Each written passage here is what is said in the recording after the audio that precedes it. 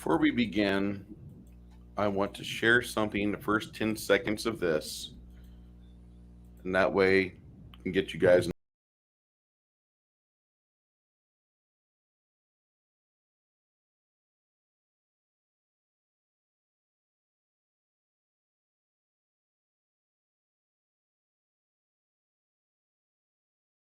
That's what I wanted because I needed that. And Right. I felt that's adequate. That gets us going. Hey guys, how you doing? Our crew from the last game I ran, we had an extended discussion about things. Yeah, exactly. The feels. I love that song. Um, Kai, Yeah. you've I look at you as like a design lead, even though you don't see yourself as one. But Right. I see that in you because you are fucking good in gaming. You're amazing, and I think that needs to be. We need to celebrate when we have our guys that there are introverted individuals that they like something and they become a savant at it. They become really good at it, and they might never be known outside of their small circles. And I always look at you for things on design because you're you don't have the educated uh, individualism that, like, say, Mike might have. Jade's corporate trained, I can tell, but he's taking things in his own direction. Right. But you take things into places that I can see originally they were designed for, and then people lost their way, and they made other things that were not nearly as good at all. Right. So about a week ago, you had a statement, and I'll have to control F on this just to find it because there's a lot. I could just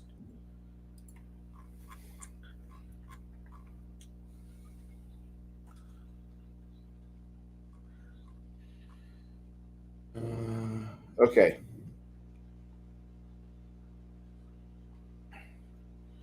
It's on the 7th. Okay, 207. So it wasn't that far behind. Um, Oh, I know. I know it's okay. you are like you get on this. I hate players. I correction. I hate lazy players. Players. Yeah. You're right. I hate entitled players. I hate players who think they are owed the realm of being the chosen one. The settings, and the world does not owe them the position to be special, to be superior just for the fact that they exist, like some game masters wish you to be. Oh, I do bend things to allow players to be in the right place, the right time to be special, but it's in their hands to be special. If you want to be special, they have to do something. They have to actually step forward and be it. And to this, I will always say the setting trumps the players. Assuming that you care about consistency and the proper line of causality from one point to the next. Without the shit tier, it's magic, I don't have to explain shit excuses, with caveats. And to this, to the entitled fools who need the game world to revolve around them, who need to be the only heroes in a vast world because that's all who actually matters, with everyone else bowing their heads as they pass shortly after they have ascended past a mud farmer, I say, fuck you. You are you are just a body rolling dice and consuming air until you do something that makes me give a crap about you. Just having a seat at my table is not nearly enough. You don't get to have a special weapon or a destiny just because you exist. There are books and video games out there for that kind of fantasy. I run a world. You get to You will get that special weapon or that destiny, but you need to do something, even a minor amount of work. But you don't. If you don't do shit, you don't get shit. There are no welfare epics here. Dear fucking God, I doubt there are even many World of Warcraft Burning Crusade players still around who remember the annoyance of the arrival of the welfare epic. I know it elevated the fly-by-night casual bitch players to be able to catch up with people who put in the actual work, so that they can at least get their toes in the door to be able to play with the real players. But if you can't figure it out, I was dedicated. I'm a raid player. I played a lot. Oh, you work third shift. And you have no life. You don't have anything to do besides raid. Did the raids when you actually had to put in hard work to get to the raids. Running dungeons to get keys and attunements and gearing up people to be able to walk in the front door of the first dungeon out of 6. And as a dedicated raid healer, yes, I carried everyone else's bitch asses around because you didn't do shit if I couldn't do my job. But this carried over to how I run and how I play when I feel motivated. I expect my players to put in work. They needed to take notes. The details I say are not just nothing. They are something, and there is something there. Hell, the quote of, "See that mountain? You can climb it." Thank you, Todd. Has some resonance here. I expect them to write me emails, to swing by my place after work, to send me messages, and to think about the game in between sessions. I expect them to ask questions and note down which NPCs I mentioned and try to figure out what their agendas are. Because the setting is living, it is working. There are things that are moving outside the cares or focuses of the players. So that battleship squadron you see on the horizon, it is going somewhere. It is doing something. It's not just there for set dressing. It's there. It's just something that you're taking note of. But now you know that there's a battleship squadron out there that if you could find a use for it. The rules I say I'm going to mostly follow what I've said in the past. If you call me on a change I've made, I'll honor that and go, "Oh, you're right. I'm sorry." But oops, my mind slipped. And the rule of cool does happen, magical BS, but don't expect me to bend over and make you something special. I don't owe you that. But as a caveat, I really have to work hard to have my players actually do something interesting.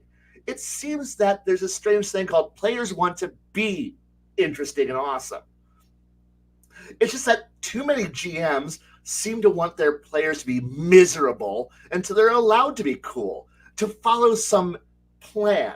And I'm tired of waiting in a holding pattern as some meager support person or barely functional cog in a machine until I'm given the green light to be cool. This is your moment to shine. Be awesome because I'm letting you be awesome. No. But then again, I hate starting over. I hate the idea of being once again told I'm going to be at the very bottom of the fucking pile again and having to fucking wait to do something. New world, new character, new place. And of course, we're all a happy group. We all have to be equals. And I know I just said I don't like entitled players, but I also did say I hate the lazy ones. And I want to put the work in. I want to write a character. I want to generate stats. Mechanically, there's nothing to it. But I don't want to wait 6 months to a year for the offhand chance that I finally get to be interesting and be able to do something more than just simply wiggle my fingers into a parlor trick. 4 sessions a level, 2 sessions a month? Oh boy, in 2 months, I'm going to be able to cast 4, not 3, 4 little sparks of magic in the inevitable string of endless combats we'll do. In 4 months, now the semi-fun functional utility spells get to be whipped out. In 8 months, maybe up to 10 or a year, if the universes conspire to end the game, I get to finally cast 2 signature but ultimately boring spells, because 2 times per day to throw a mighty 5d6 fireball or lightning bolt is so amazing. But no, it's not. Because okay, hold on there. Okay, are you referencing my campaign? Because no. Okay, I was listening to your campaign. I'm referencing the general pace of play that I get to experience in the real world, because it isn't just your game, it's so many other GMs who set up the arbitrary, you need about 4 sessions to figure out what your character is. And that's okay if you play every week, but I don't. Yeah. I get to play once every 2 weeks, so it turns into 2.5, 3 months to level once. And at that point, it's like, dear God, how many bitches do I gotta stab with a knife? How many times do I get to sparkle wiggle fingers 3 times and then go, well, I'm down to cantrips? If we're playing a game that allows cantrips to be offensive and do damage. But if we're playing an older version of the game where we don't get infinite cantrips, it's four cool effects, and then I pull out a light hand crossbow. Sorry, a light crossbow or a hand. Oh no, not a hand crossbow. Hand crossbows are expensive and hard to use. Sorry, a light crossbow. So you whip out your single your revolver or your small arms rifle, and you start plinking. But you can't hit shit because you're a wizard, because you're a caster. Meanwhile, the cleric doesn't give a shit. He just walks in there. But you're a wizard. You're the cool character who does nothing. Yes, I can change reality in about 2 years, but I gotta suffer through misery for the next year and a half before I get to have the first reality breaking spell. And that's when the game becomes no fun to run, because the sweet spot is between levels 1 to 8 and 9. The game starts to fray at the edges, because that's when spells start to actually become fun and interesting and game breaking. And suddenly, you no longer have fun anymore. The game resets, and you're back at the bottom. And we're doing this all over again, because we had to walk the same bloody road over and over and over again, and you never get to have fun or experience what real. Behold, I'm a high-powered character. I have spent almost a year saving up the ability to do 5d6 damage to 8 guys twice a day. That's that. I was thinking about that tonight because we leveled up. Okay. And you're talking about basically spell slot games. I run this version is a spell point game, and I have the cantrips are fucking 1 mana because nothing's free. I disagree with the fact that like you can do unlimited cantrips. I think you should be able to do cantrips, but there has to be like a resource pool that they draw from, and I need that to be there. Yeah. I'm finding out though the first level spells in my game are trash tier because they're cantrips. Yeah, they're cantrips, and that's what they are. And I've been here before. Damn it, I need more. So they're 3rd level characters. The spell point equation for wizards, it's intelligence times level. For clerics, it's wisdom times level. For bards, it's charisma times level. Those are the varieties of casters I have. There will be more as time goes on because they just have to kind of develop and spread out. There's multiple types. We do have prestige classes. There are ways to get there. But with that being said, like, okay, if you're a 3rd level wizard and you're casting up to 3rd level spells, which is old 2nd edition in 3.0 and 2nd edition games, the spell points required for casting the spell is the spell level times itself or squared. Yeah. 3rd level spells, 9 mana points. 9 mana points is what you need. So you are looking at, if you are a perfect wizard with the height of your race as a human, you've got 18 intelligence times 3, that's 48. So if you're dropping 9 points per level for 3rd level spells, you only have 5 castings of that spell a day. That's all right. not bad. That's not bad. I don't know if that's bad or not. I mean, that's not great. That's not bad, but like that for some odd reason, there's part of me that's telling me like I might be shorting my players. I might be. I am not. I'm not certain about that, but part of me thinks I'm shorting the players.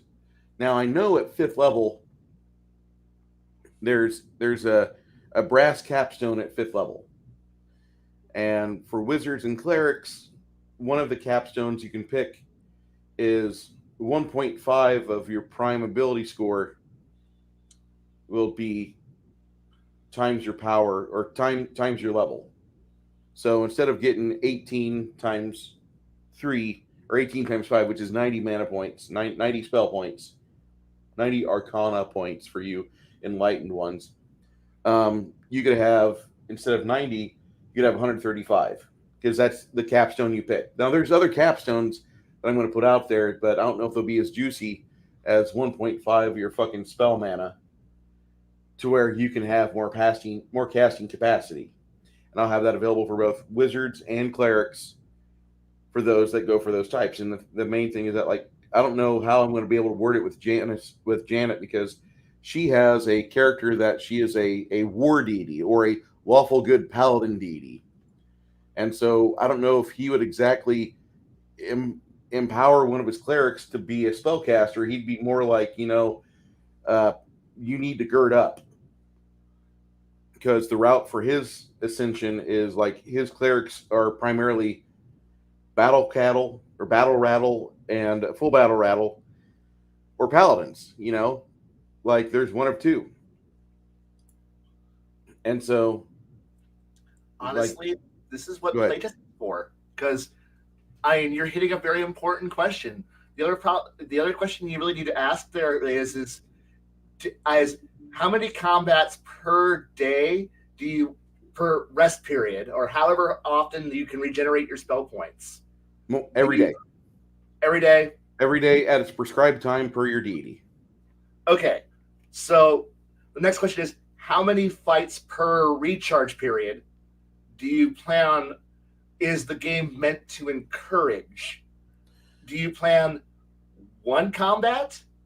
Because or do you want people to have like 2 to 3 per rest period? I actually don't think the 4 per rest period, like in 3.0, I don't think 4 is doable. It's practical, no.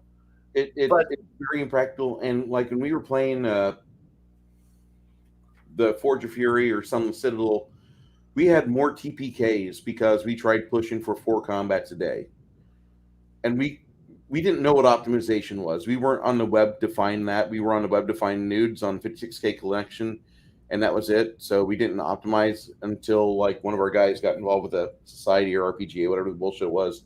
But we had so many TPKs because we had a DM, and then myself, I tried running it 4 combats a day, and I couldn't make it work.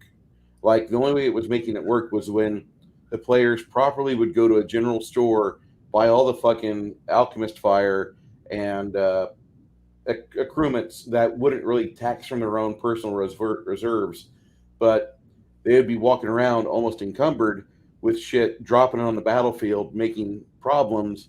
Like there's a fire pit here, there's a fucking burning oil over here, there's caltrips over here, and they start using the battle mat smartly. And that was the only time that it would actually happen. But when they were just going in with like a few magic items and like full rest, 4 events, 4 combats a day, and they were toast.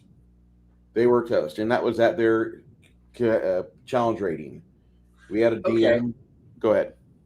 So the next question, is that you work down from there is so if you're looking at 1 to 2 combats per rest period, the next question is how many rounds of combat is your intended duration of combat to be? I'm going to break this up into minutes and levels. For every 4 levels, there should be 1 minute of combat. because Okay. everything breaks down for seconds. Like we have seconds for Right. casting time and weapon speed, and so like and that's not quote unquote realistic because you can stab as a untrained 40-something-year-old man, A not lot. trained. You can stab a dagger probably 75 times in a minute accurately on a 10-inch target, I would Right. say. And in the But not one combat, what that's I'm telling working. you, in the game we're playing, like a basic trained individual can only stab with a dagger once every 7 seconds. Right. But that's also making I now, mind you, if I could pin a bitch down and start stabbing him with a with a steak knife, Mhm. um, who's not, who's just laying there, and I'm just gonna, gut him like a fish. Yeah, yeah, go to town. Fuck yeah. But against somebody who's going to be, I don't know, moving, dodging, trying to like make me have to work to stab him, once every 6 to 7 seconds sounds pretty. I starts doesn't sound too off the mark. I can live with this because they're probably carrying a weapon too, and I I'm not jumping on somebody like some deranged knife wielding maniac. No, you're playing a trained fighter. You're probably trying to not get stabbed yourself.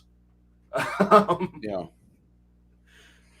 I just I haven't thought it through yet, and I'm going to be honest. I know I want the game to go further than just 20 levels. I think there's more yeah, game out there, yeah, and and and Jade proved that. and the other thing that I was trying to build up towards was simply, how do you envision your spellcasters slinging spells in combat? Do you see them slinging at their top tier spell at all times, or do you see, or is there a default lower spell that's more versatile and a general use thing? And do you anticipate your higher spells being the flashier, more fight enders? Yes. Or Yes. and so at that point, it's like, okay, so you look at right now, you could tap your ass out with 5 spell. If you go max spell 5 times, and you're just, I'm going big or going home in a bally bag type. I type combat, cool. Or since you're using a spell point system, which I think is which is really cool, um, you know, setting up, if you can set up like almost a combo where you cast slower, more, faster. Because I noticed that you had your spells cast, have a increased duration based on spell level. Sorry, casting time increases with spell level. Yeah.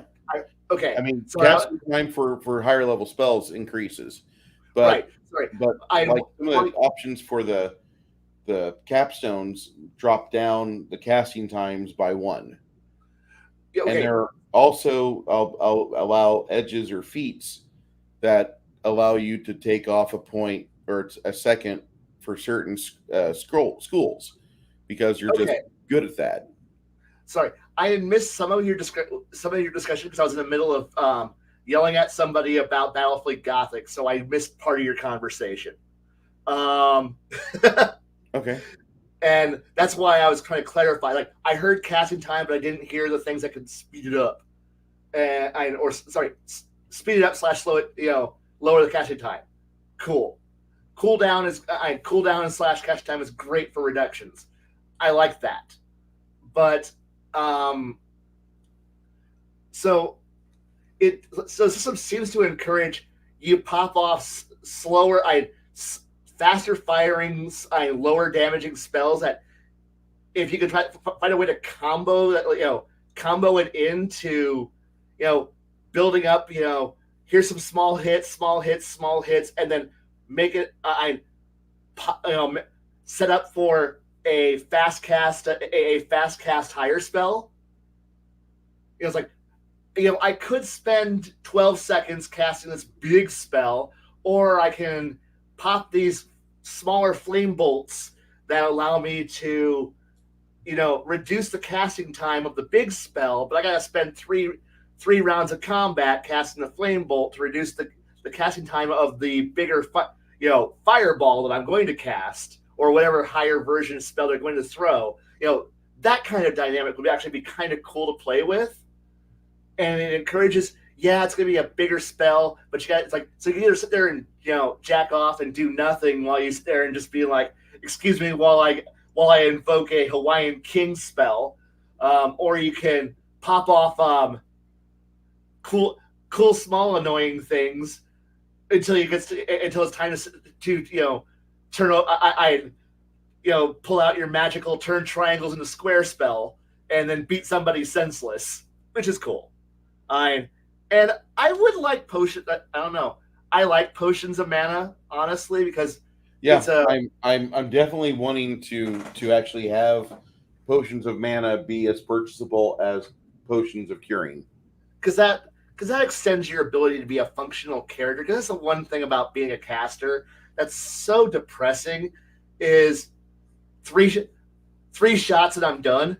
Meanwhile, it's like, hey, but we're still good. Yeah, but it's been 10 minutes 10 minutes, guys. I need to sleep for 24 hours. Wait, what? I'm tapped. But we've walked 2 rooms. We want to keep adventuring. Well, I'm the healer. You got sorry. I'm the healer. I cast 3 healing spells. I'm done for the day.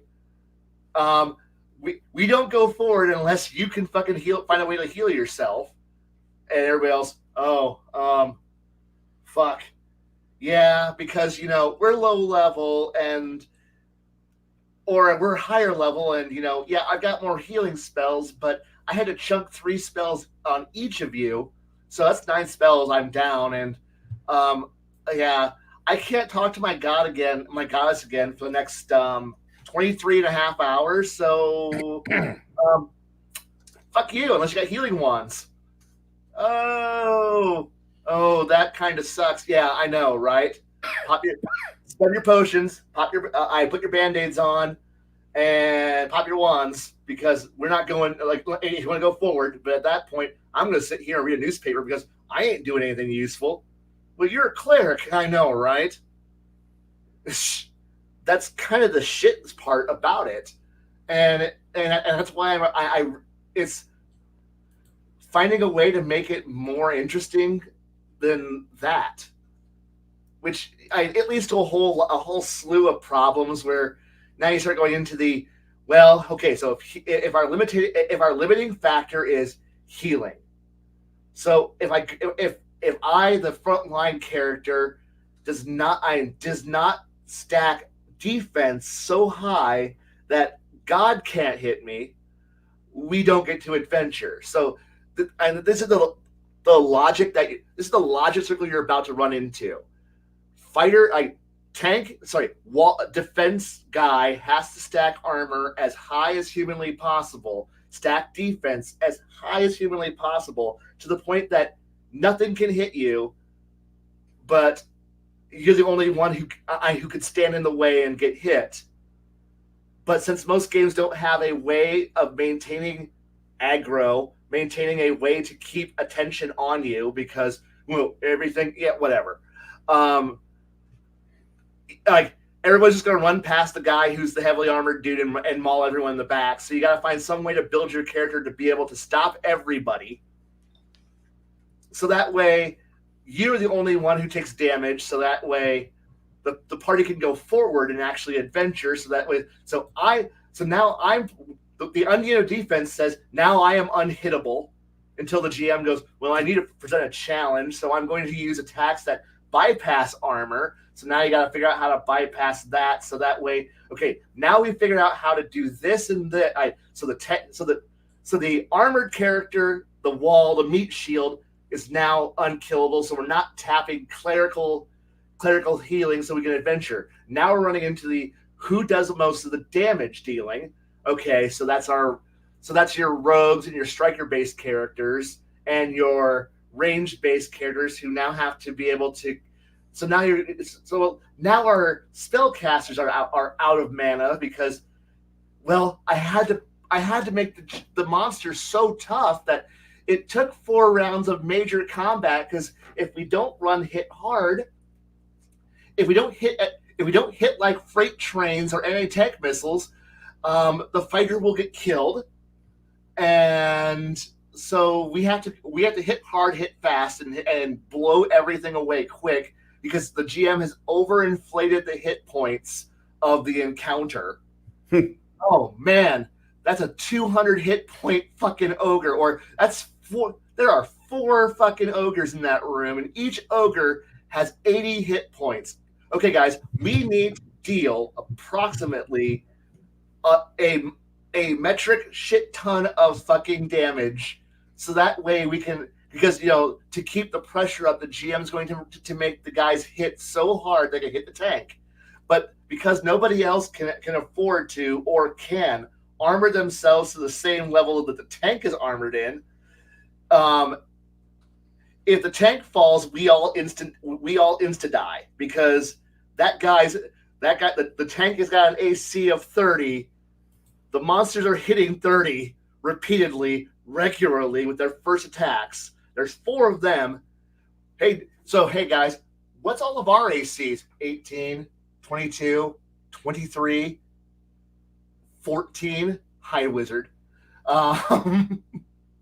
And everyone's going, oh shit, they're hitting 30s. They need to roll 2s to hit the rest of us. And they're hitting the fighter so hard the cleric actually has to heal. Oh, this is getting bad. This is getting really bad. The cleric is now focus healing just the tank to keep him up. And the cleric is sitting and going, I will ETA till I'm out of spells. Approximately 2 rounds. You have 2 rounds to deal 300 points of damage, guys. 2 rounds. And so you got to crank that DPS to go burn them down as fast as humanly possible. I know I'm using video game terms and logic. Some people don't like that. I understand, but this just makes it so much easier to understand when you start thinking about it in a game designer mentality. You've now put a timer. The tank will be dead in 5 rounds. You have 5 rounds to do 280 points of damage.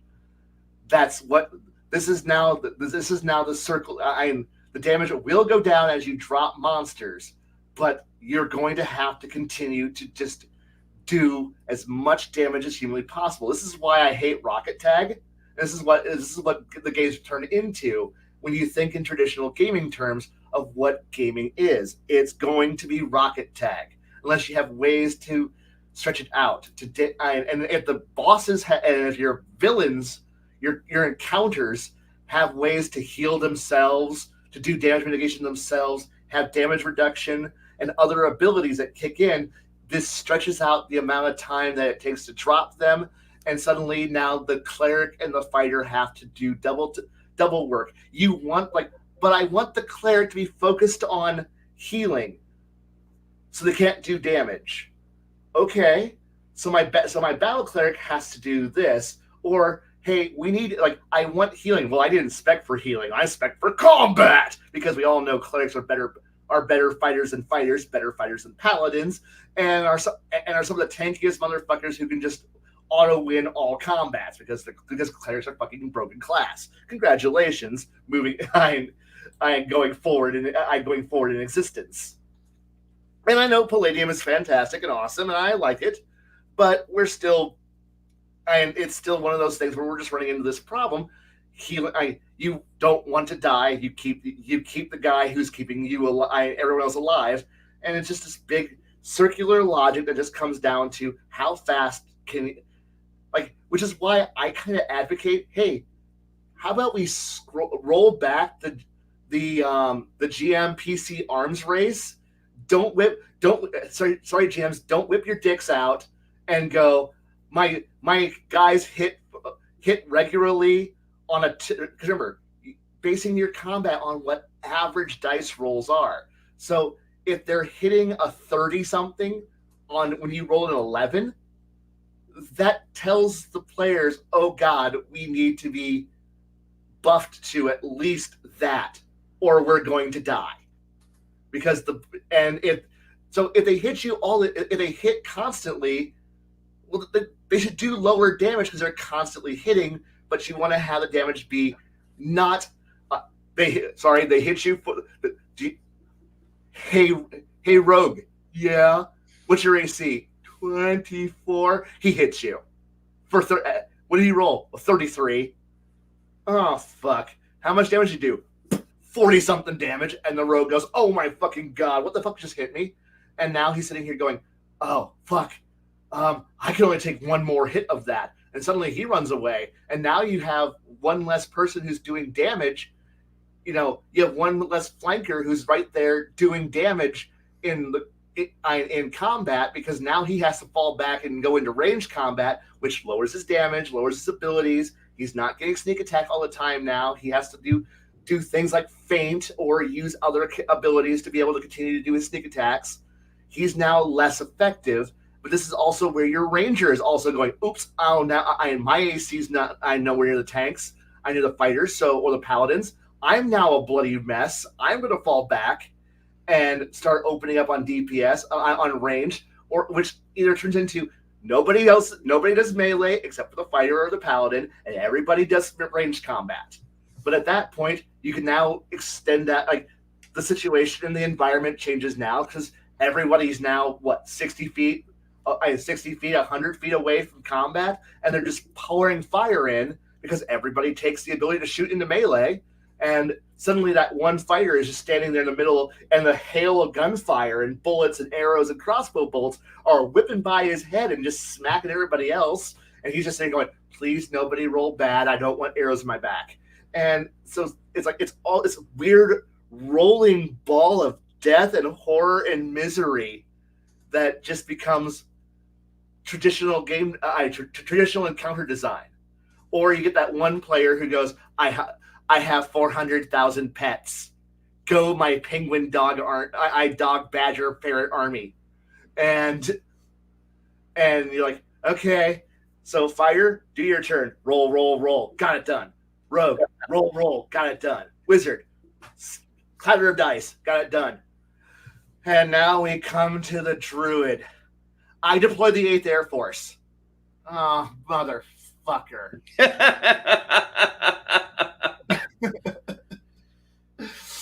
So, start rolling. Okay, so my 40 Falcons all get to attack now. And everybody else goes, hey, we're going out for beer and pizza. You want anything? I'll still be here with the druid. Go ahead. I'll tell you how it. Like, I'm sure you'll be back from Little Caesars before it's done. Thanks, man. They come back 10 minutes later, and my Falcons are finished. Now my ferrets. Fuck. And I'm going to summon Earth Elementals now. Motherfucker.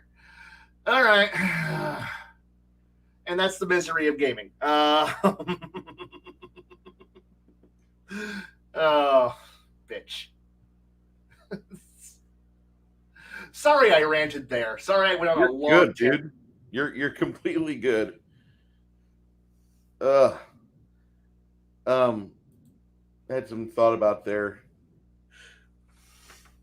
in the chat.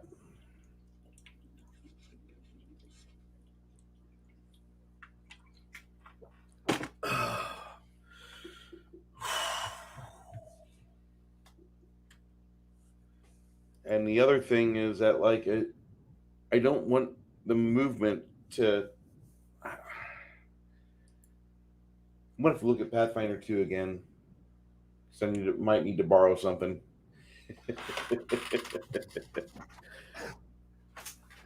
Honestly, Pathfinder 2 isn't a terrible system. It's not great, but it's not terrible. Okay, I don't want to have to game with a fucking tablet and a fucking Jewish accounting machine, both, when I run a game. And my design is already kind of pushing the numbers as is.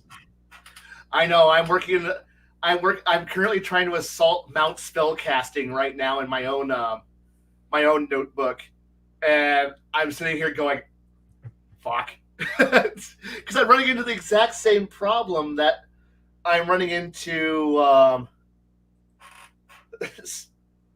I'm running into the exact same problem that we're discussing right now because I'm trying to figure out what I want Magic to be like and what I want it to do. Because I don't. Okay, I'll show you what I want my Magic to be like. We've talked about it before. Yeah, I know. I want this. I want this, but I want this to it where it fits with what I have. Because this is a whole new. You got to learn this system, Bruce. Fuck. Me. I want to somehow mix Wheel of Time with Mage the Ascension and make it work with a D20 based engine. That's what I want. This is a Magic system, Nerdy Ogre. That is a very good Magic system. This is It's also 1/3 of the game engine.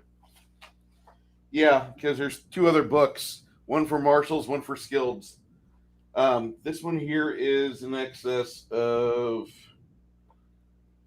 600 pages. Yep. 600 plus pages for just this.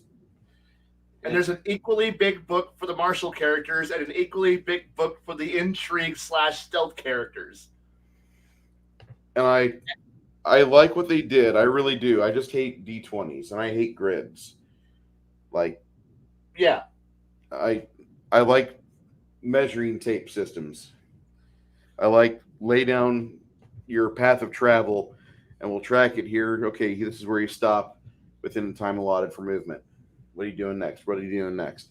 And I like that system. I like the what are you doing next because it gets rid of combo attacks, although like some people might be able to pull off a combination with an attack, but unless you're a pugilist, you're probably not going to do a combo. Okay, hold on, Nerdy Ogre. You said you like Palladium. Palladium, there's a stack of books bigger for Palladium than there is for 4th edition D&D. That's a mighty big stack of books. And if you're just going with Palladium Fantasy, okay, that still is a book stack that's higher than my thigh. And the only reason why I say you need all three to be able to play it is because if you let the spellcasters be the only ones who get the really cool, awesome book, it makes if you've ever thought that spellcasters are overpowered and stomp on and take all the fun away from everybody else in the game, Spears of Power is, oh dear God, everyone should be a spellcaster. It's like the Dragon Ball Z of spellcasters. It's got the variety of the Dragon Ball Z characters, but instead of being martial artists, everybody's a fucking spellcaster. Everyone. It's great. So there's almost like before they released Spears of Might and Spears of Intrigue, we tried playing that, and holy crud! Anybody who played a inferior class, also known as anything that wasn't a spellcaster, because that's the thing about Spears of Power is that it gets rid of, like, it has classes, but they're very fluid, fluctuating, and it's very definitely a Mage the Ascension level game of you don't get to have, you're not an omnicaster. Like, you're not just like, I'm a wizard, I have wizard spells, and you have no thematics to any of your spells. Where it's I'm a wizard, I have arcane spells, so I can either cast Mage Hand, Fireball, Meteor Swarm. There's no thematics at all.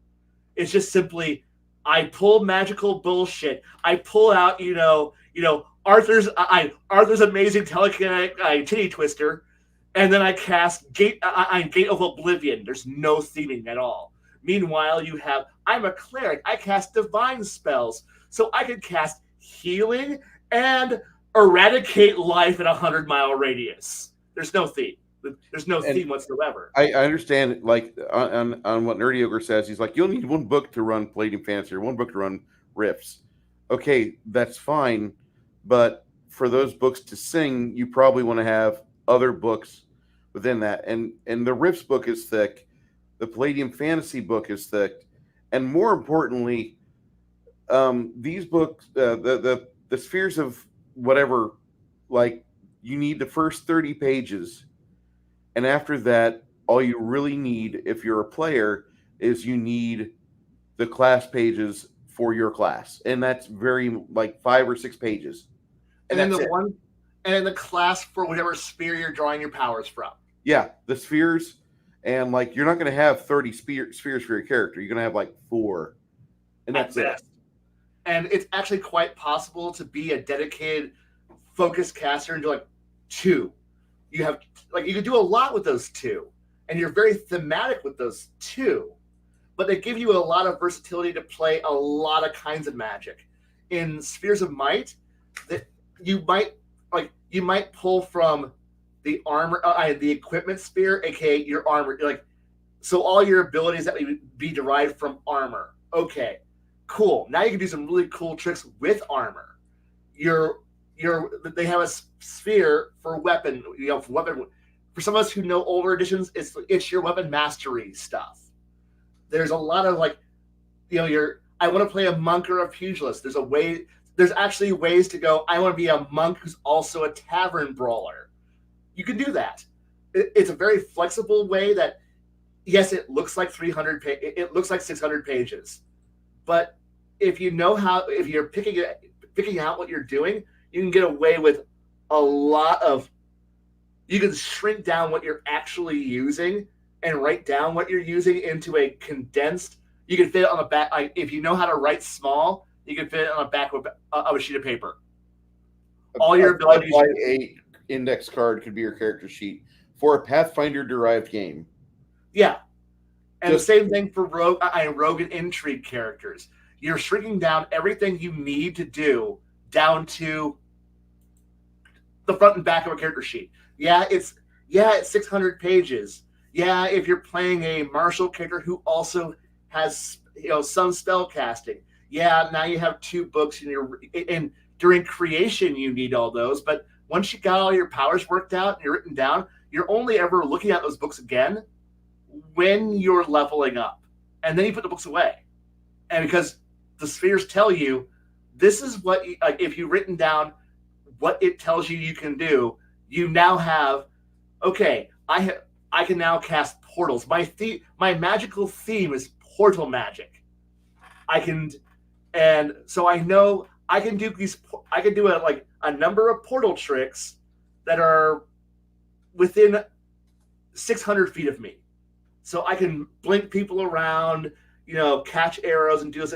You have all your tricks written down. It's nice. I like the thematics of how this works. Like, you can do some really crazy shit that's really cool and make a versatile game without having to go screaming into, well, I need to figure out what 4 spells I memorized today.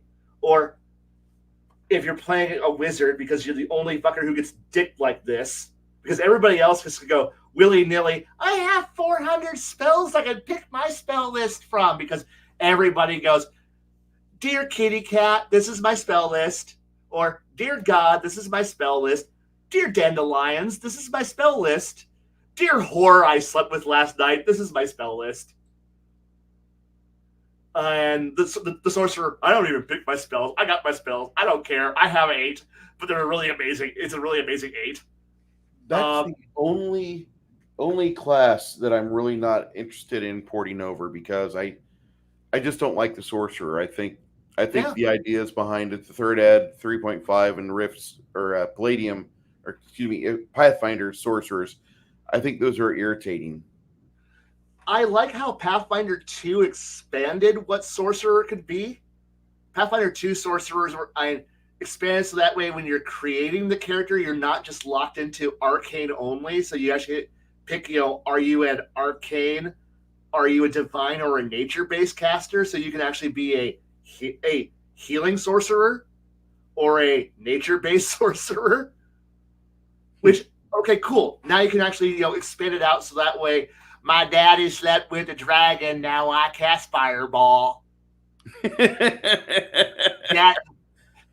Mama fucked an incubus. Now I get to be able to cast charm spells. yeah, I'm just an underpowered wizard. Now you're like, no, now I'm actually a pretty okay dad. I'm a caster character because you know mom fucked an angel. Now I can cast healing spells. But does God have to grant you that thing? Oh fuck no! I bypass that. I am my own God. Fuck you. Fuck the rules of the universe. I could cast resurrection without asking your God for permission. Ha! I top that one, bitch. God, fuck you. Fuck you. Um, fuck you, sorcerer. Um, the Earth God does not approve of your use of animating triads, and I don't care. What? I'm summoning 1,000 squirrels today. Screw you. um, it's like I like that because it's a way to put a middle finger up to the GM and goes, I don't allow that. Fuck you. Fuck you. I do what I want. And like in that way, I'm like, oh hey, sorcerer. But remember, the only class you get dicked with so hard is wizard, because you're the only bitch who has to have the following thing. One, I need to carry a 40-pound spell book to carry all my spells in. Oh no, with my game, I've made that even more obtuse. Like, yeah, the traveling spell books, they're 100 pages, and they're about 20 pounds each. And however, and let me guess, each spell level takes 1 page per spell level. Nope. First and second level spells take 1 or 2 pages. After third, it gets kind of dicey. You might have a 9th level spell or 10th level spell that's like 15 pages. Yep. Yeah. Remember, you're now the only player who has to do this. Dear GM, I have been a very, very good wizard. I haven't broken your game today in this campaign so far. I would like very much to be able to buy a new spell. I know we're going to travel into Hoboken, the town of mudfuckers and poor assholes, but I really need teleport. I really need teleport. Can I please have teleport? I will pay money for teleport. I promise that the fucking game over if you give me teleport. Amen. What's the material component for teleport according to Pathfinder? Let me find out real fast. I'm going to pull it up real quick. Okay. Teleport D20 PFSRD. The components is only verbal. Yeah. Only verbal. Yep. Now, there are better versions of teleport, like teleport greater. Yeah. And it functions like teleport. There's no range limit. There's no chance you arrive off target. And still has the same kind of bullshit mentality where you can take a touched object or other willing creatures, one willing medium or smaller creature. Yep. Up to your maximum load. And the thing is, for 3 levels. I just randomly picked teleport. Now imagine when your wizard is trying to ask for the better spells. GM, I have been a good wizard. Can I please have Meteor Swarm?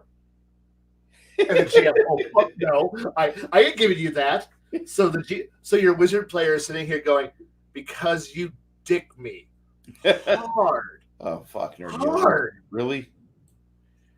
I have to wait for when I level, and then I get to gain 1 free spell without your ability to dick me by saying it's not for sale anywhere. And of course, we don't ever fight other wizards. We only fight people who pray to dandelions and imaginary fuck jobs in the sky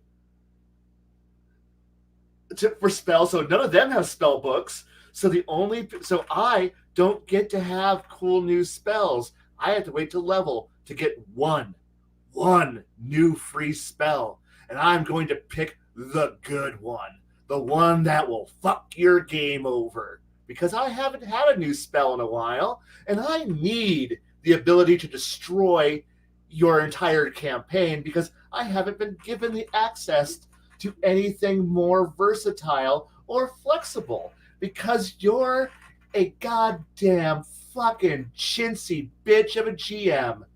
So you wonder why I, the wizard, have decided to pick Armageddon as my only spell I have for 9th level because you haven't given me any options besides Armageddon.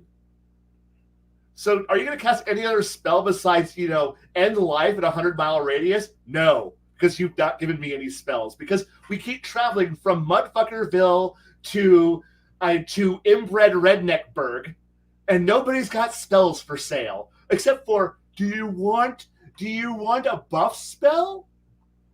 Because I've got mage armor on for sale because we traveled to, Eureka, and they've got in the general store level 1 and level 2 scrolls. Woo! Oh, now I've completed my spellbook collection for level 2. We're level 17. I've only got 2 signature spells for level 9. One of them's Wish, by the way, because I know you won't give me that one. Well, the way I'm writing this is that you have to find spells or you have to buy them. There is no I automatically get spells. None. I hate that from third ed. I hate that from other games. Just give spells away. No, you have to fucking find them. And you might, like, if you do it right, I'll honor it. I know this sounds terrible, but I will honor it where, like, you learned how to defeat another wizard and you took his fucking stuff after you got through him. You defeated his magical traps. Now all you have to do is just have his gear and figure out which of his spells you do or don't want. Right. And I go ahead. Which, from experience from playing wizards and wizards, that's one of those things where the GM actually puts a wizard on the map, and we kill. Mm-hmm. It's like, we're traveling. We've killed our 42nd sorcerer. We've killed an entire cult worth of clerics.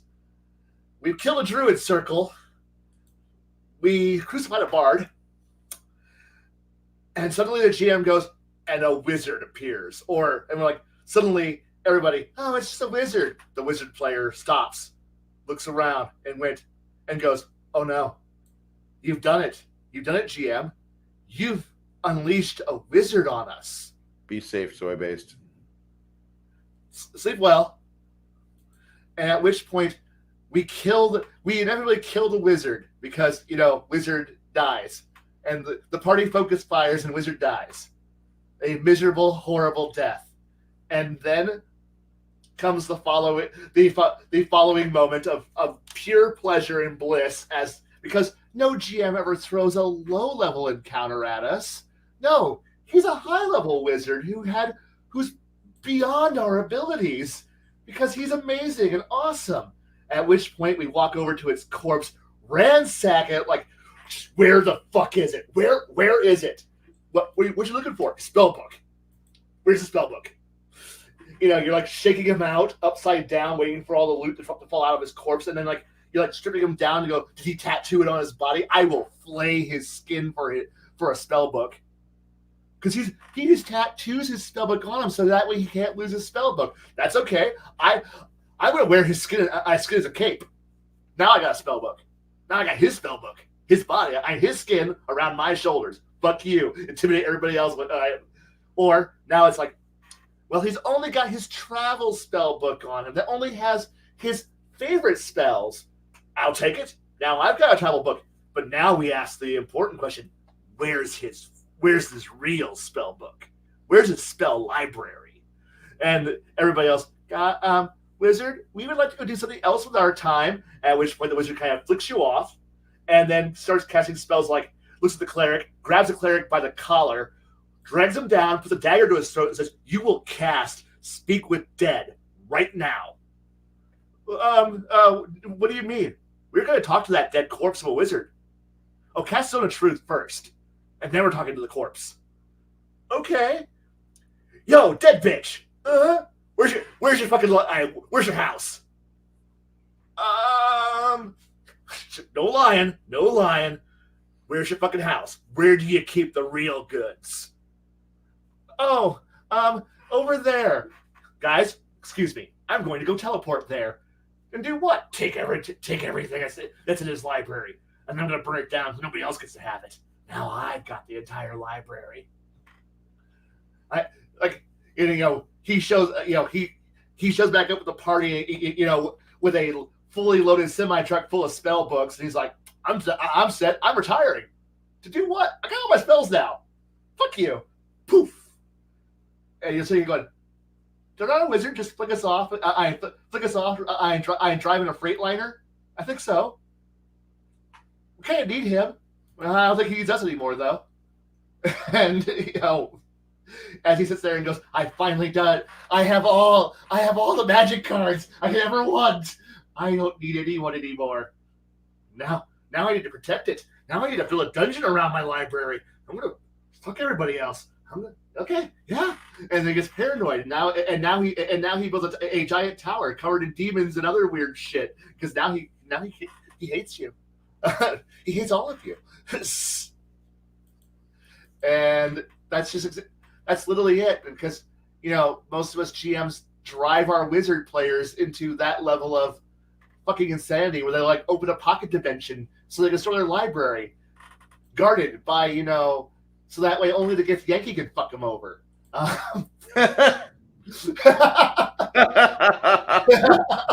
damn it.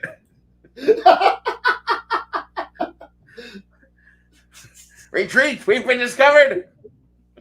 That's right, you Gift Yankee fuckers, go back to your own fucking realm! Blah, blah, blah, blah, blah, blah, blah. And that's literally how it is. I wish it wasn't this way, but I've played enough wizards. That's why I don't play wizards anymore, because I don't want the insanity that's caused by GMs driving me to legitimate insanity, trying to keep up with everybody else. I don't give a shit about fighters. Whatever. What are they gonna do? Swing swords at reality till they cut it? Yeah, fuck it. I don't give a shit about you. I give a shit about the fucking spellcasters, who I'm trying to keep up with. Yes, I had the potential to outfuck all of them, but I can't because the GM is a dick. He's always a dick. God damn it, GM! Must you always fuck the party? When I want you, fuck you. Fuck you. The moment I figure out how to break your rules, break your system, and break your setting, I'm going to, because you won't make it, because you won't play fair. Why didn't the first when I was in build it? I don't know, because the GM is retarded and stupid and therefore ran the encounter. And he didn't think it. The GM doesn't think that far ahead. The GM never thinks that far ahead.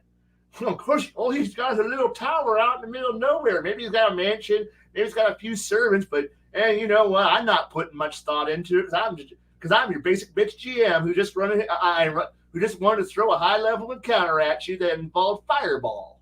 What about and maybe what about the? Okay, I'm going to take you back to Knights of the Dinner Table. Yeah. Okay. The GM allowed the wizard, the dwarven battle mage, to scribe spells on his fighter buddies on their backs. So yeah. If he ran out of spells, he could always read the teleports off their backs and get them out of there, because they allowed him to do tattoos, magical descriptions of teleport, so he could cast that at worst possible moment. I understand that one, and I like that one.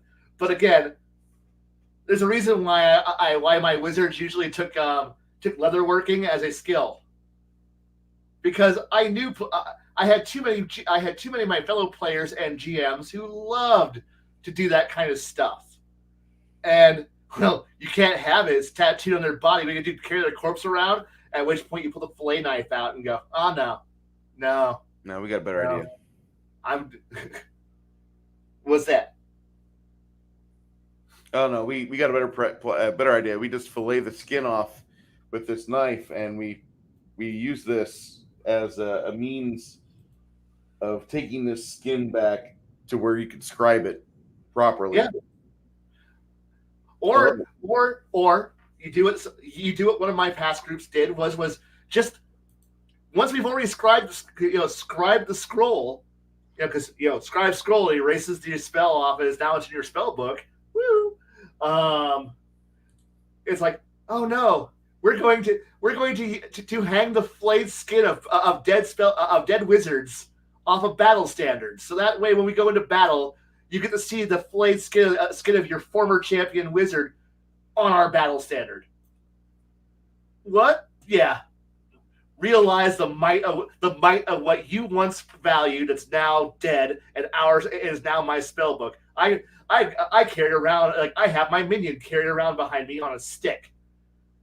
What you gonna do about it? Isn't that evil? Fuck you, GM. Go ahead. I'm evil because you're cheap. This could have all been avoided had you just let me buy a goddamn scroll in town. If you just given me a spell book, I wouldn't have to, have an army of minions carrying flayed corpses on sticks, so that way I can have spells. You dick.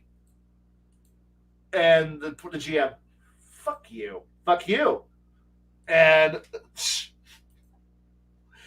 that really is what a lot of my insanity comes down to. See, the shit GMs have pulled to try to dick you over so that way you don't get to have the cool, when they want to pull out their awesome super NPC wizard who has all these cool things, so that way you get nothing out of it. It's like bullshit. Fucking bullshit. No, which is why it's like, well, I don't want to have a magical Walmart where you can just walk into the magic item Walmart store and go throw gold and get your magical scrolls and potions and new magic items while you trade in your old shit. I don't want to have that. I don't mind the idea of it, but I don't want magical Walmart. Like, right. If you want it, you've got to be able to have the time to get a hold of it. Right. But the thing is that because most GMs put you on an amusement park ride where you get almost no freedom to go anywhere or do anything other than where you need to go next to continue the story, you need to actually have places to unload treasure and buy new shit. But no, you're just traveling from Hoboburg to Hoboburg, and you're on the amusement park ride that might as well be playing It's a Small World in the background while you're riding it. Either that or the animatronic, yo ho, a pirate's life for me, as you ride on your ride. Because remember, keep your hands and feet in the boat at all times during the ride. Because you can't get off. And you wait as the boat drags you to the next encounter. You get out, you fight the encounter, you get back in the boat, and the boat drags you to the next place. If you have an ability to go out somewhere and sell your shit, you're not trapped. Like I said, everybody gets to do whatever the fuck they want except for the wizard, who is just like fighters. They can just salvage loot off anybody else. Rogues salvage loot off anybody. Every other spellcaster in the game gets to pray to whatever the fuck they've got that powers their abilities. Sit there and jerk off at night, thank you, Bard, and gets his magic powers back. And you get back to the wizard, who has to be granted scrolls or allowed to, and the GM decides what treasure you get, and what you're able to buy is suddenly the arbitrator on what you're able to do. And if he doesn't give you anything, you can't do anything except for what little you can eke out of the rules, which is you get one new spell per level. Congratulations, if you're allowed to have that. And now you're back to game fucking sucks until the wizard snaps and buys. I'm going to drop a flaming mountain on top of your city. Why? It's my only spell I've got. Mm-hmm. Man, I wish the wizard would just take some more versatile spells and not be a pure damage dealing monstrosity boomer, bang, bang combat mage. That would be so cool if he was just, there's so many other good spells. Did you give him those spells? No, but he can take his free one. His free one could be a versatile spell. No, he wants to be useful. And since obviously all we're doing is playing an endless string of combat games, he can't take his one useful spell for, okay, when we get to town, I'll be able to talk to the bartender, cast my one cool social spell, and then I get to sit there and go and do absolutely fucking nothing for the next 3 combats until we get to the next town, which allows me to do something useful with my time, so I can take my social spell and do something social with it. But don't worry, inevitably somebody will force us out of the town. We're back on the road. Now my social spell doesn't do anything. I don't do anything besides roll my 4 skills, cast my magic missile, cast my acid thing. So if you're going to have nothing, you might as well do something with it. And because you're the only class that requires the GM to hand you your abilities, because everybody else prays for it.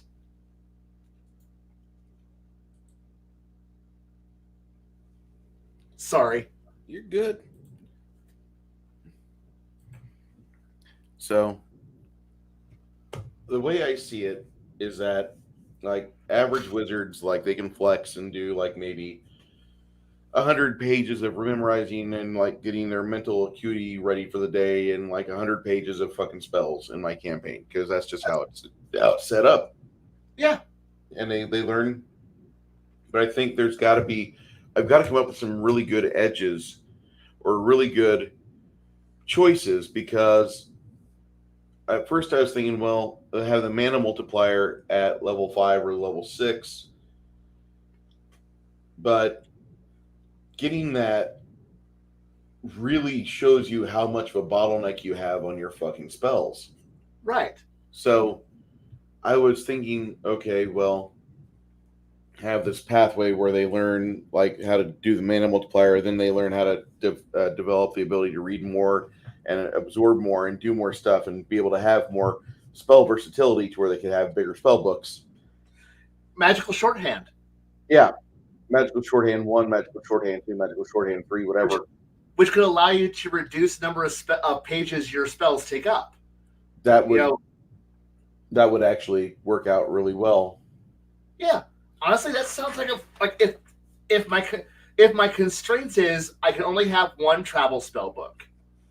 I can have a bigger spell book. You can have multiple travel spell books. Okay. If you want to take them with you, you can. Right. But in essence, sorry, this is what if I'm understanding what you're saying. But you're pretty working out of one spell book a day, right? Mm-hmm. Okay. So you're looking at each spell book being your spell list / loadout. Mm-hmm. Okay. That's cool. I like that. The magical shorthand, and you've limited it to 100 pages. Totally cool. So that gives your player low level, you have more pages and you've got spells. You're gonna have a problem. As you level up, that now constrains you down to, okay, do I want to dedicate 18 pages? I'm sorry, I'm just gonna just throw out a random number here. I don't know what your numbers are. So I'm like 18 pages for level 9 spell. So I'm high level character.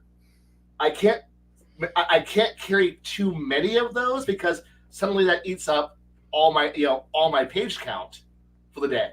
Mm-hmm. And that's actually kind of cool, because that gives you almost this versatile little game that you're playing, kind of wedging. It's not spell slots; it's pages, and actually kind of cool. Actually, I wouldn't mind playing that mini game as a spellcaster, because it's what it becomes is I have 100 pages of capacity. Each spell level costs this many pages. This is the spell I'm going to do. I will have maybe 10, 12 spells I can cast per day. Walking through all the spell list. Yeah. All the slots, and I can cast a whole bunch of really small ones, or I can cast a few big ones, and it works this cool little like do I load up on a whole lot of small versatiles and a few big ones, or do I load up on multiple big ones? And it works like I don't know. I like the idea of having a versatile loadout like that. And then if you put in magical shorthand, that's actually a cool thing where it's like, okay, now I'm more efficient with my page count. Yes. Okay, cool. And like, as long as it leads it to one spell book a day you're offering, you can carry multiple loadouts, but you only have one per day you're using. That's a cool system. I like that.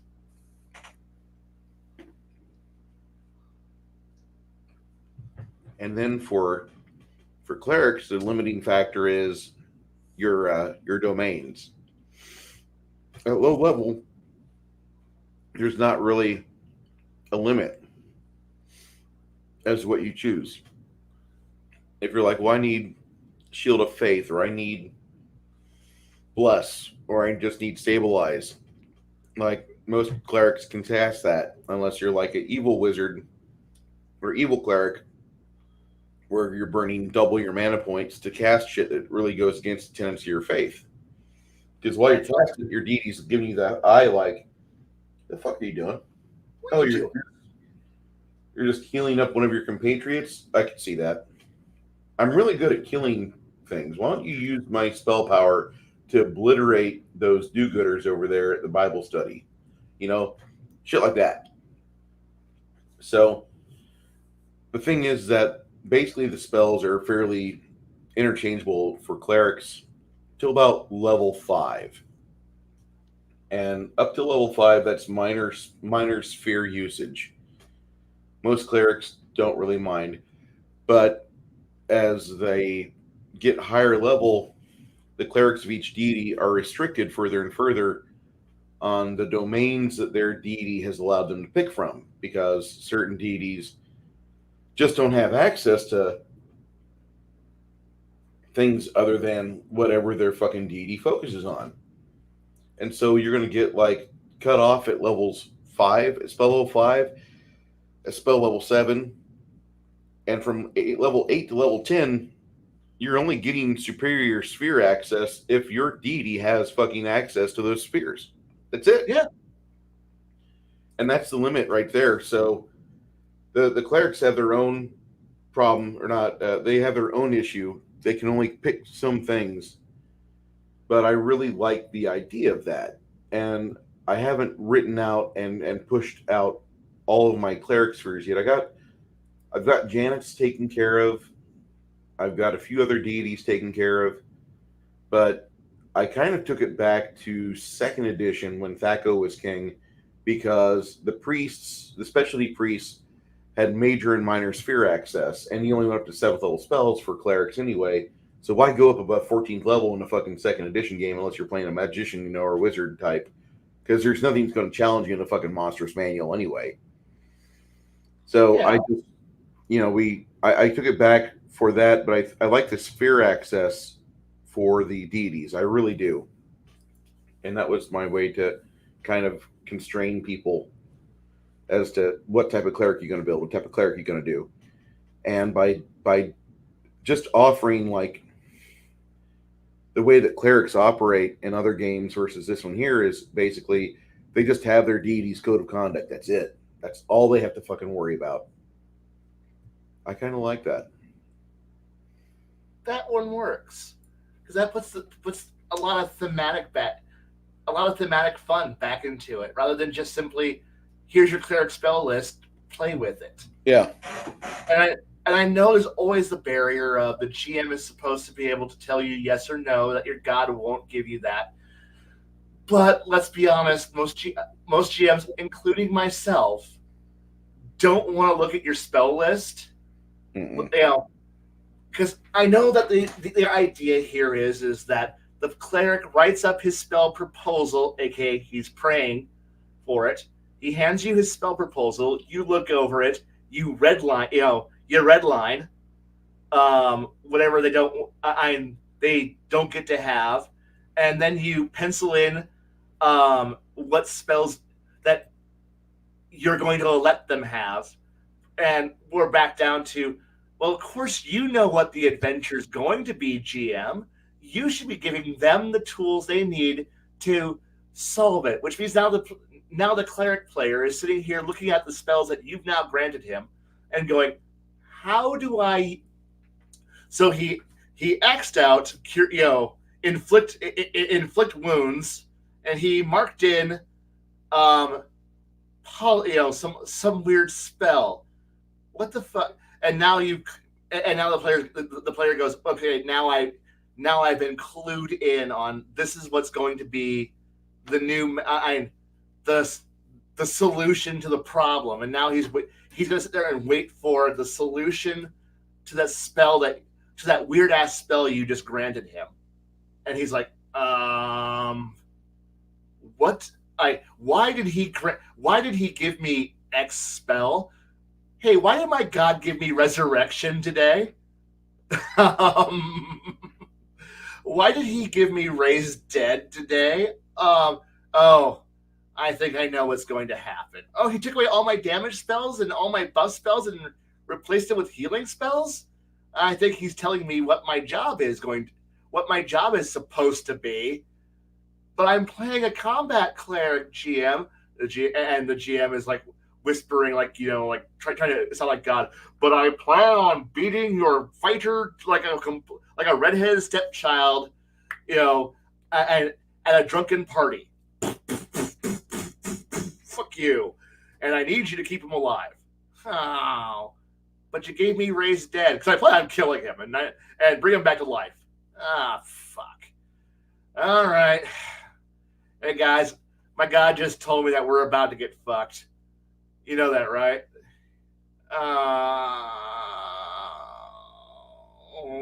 And the whole party kind of sighs because they look at the spellcaster, at the cleric spell list, and goes, "Okay, we now know what we're about to get screwed by." I mean, now mind you, that's if you have a party that can actually, take obvious bits of intel, put it together. And I know this is metagaming, but when your players who are veteran players, look at it and go, "Okay, guys, my spell list is like I thought I was going to be a damage dealing badass tank. I tank with enlarged self, buffing everybody, and he replaced it with all support spells. I think we're about to get reamed."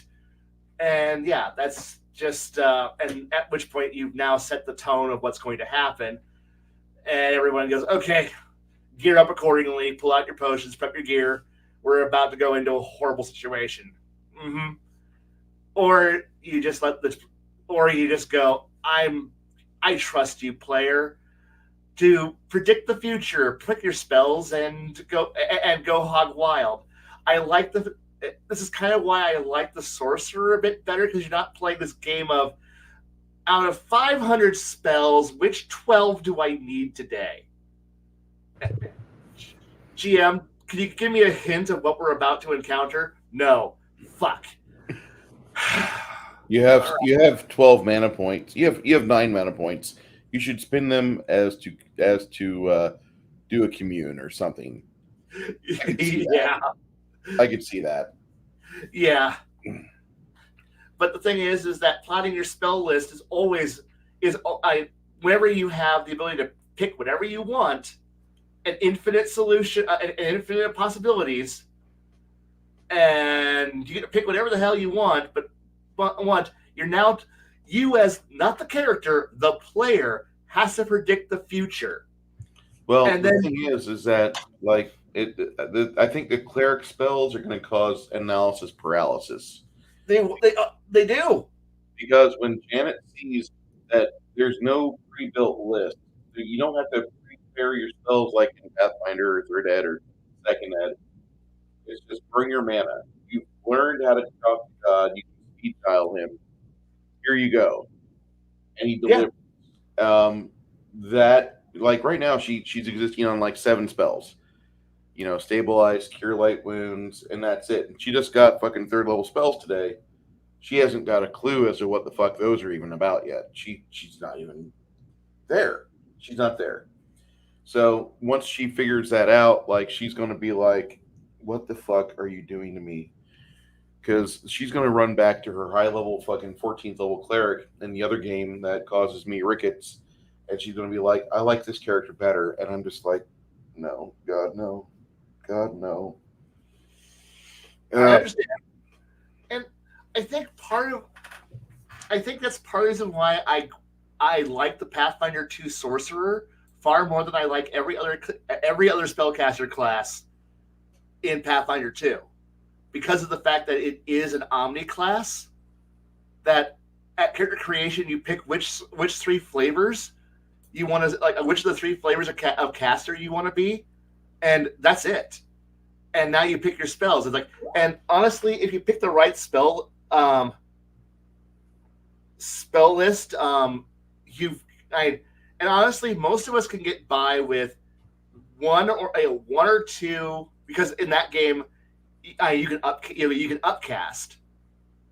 It's like cast a first level spells, as a high level spell slot, and you can get better effects. So you pick one or two low level versatile combat spells, and then upcast as needed to more damage. And then you pick and most of us can get by with five, 6, 7 spells that you cast. Like, you have 7 good tricks, two good combat spells, preferably one of different elemental damage types, one AOE ability, so that way you can do mob control, and then you're set. The GM throws a horde of bullshit at you. You whip out the AOE attack. You artillery, and you soften them up so that way your damage dealers can do damage and kill them faster. And then you have your single target damage. Okay, he's immune to fire. Okay, sonic damage, and so that way you're not pinned to one damage type, and you're fine. You don't need 5,000 spells. You need 10. You need 10 good ones, 10 good spells, and you can play a spellcaster, and you're set for life. You're set for the whole campaign. I mean, you have and of course you have your everybody takes it. I don't want to be dirty. I don't want to be smelly. I don't, and I want my food to taste like it's actually food, not gruel. Okay, so you took prestidigitation.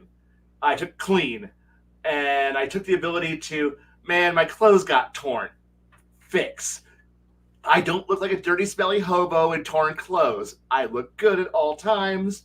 I may be near death, but damn, I look good while I crawl into that hospital, bleeding, and bleeding with broken ribs and a fractured femur, because fuck, I'm hurt. But at least I'm gonna crawl in there looking like looking not like a hobo. Like, ma'am, I'm dying. How close to death are you? 3 hit points out of 80. Okay, we'll get you into ER. We'll get you a bed for 3 days. So you're back to, thank you, ma'am. Can I please have Jello? Yes, ma'am. Yes, sir. Here's your Jello. Thank you. Why do you want Jello? I broke my jaw. Somebody punched all the blood out of my body. I need help.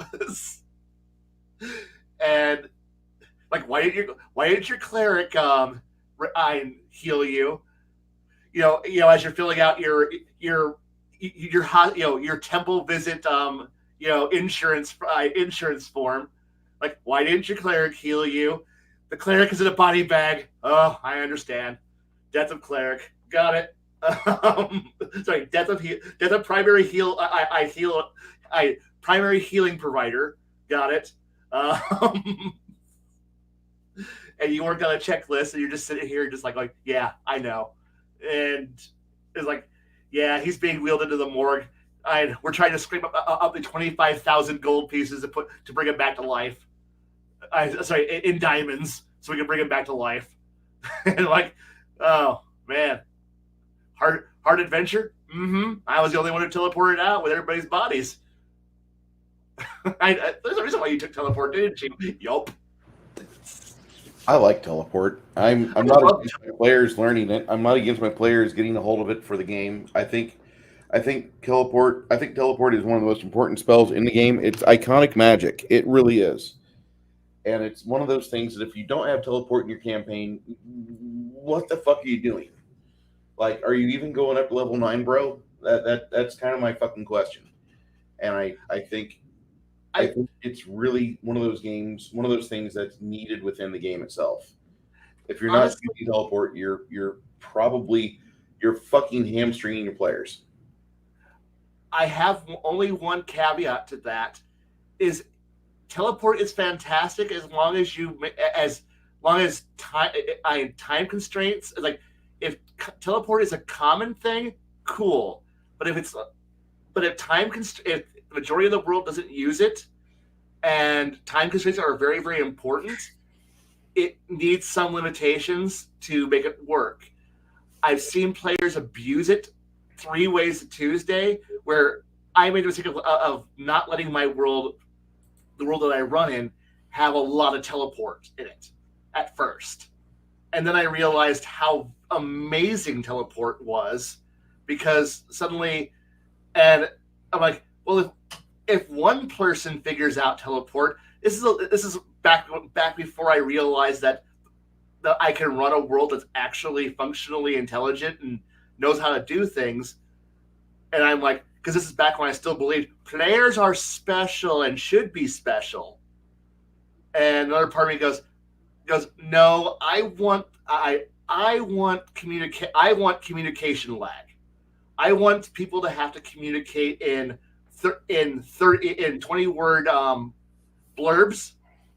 I want relay stations. I want communications to be hard. I don't want people just teleporting around the world willy-nilly and bypassing.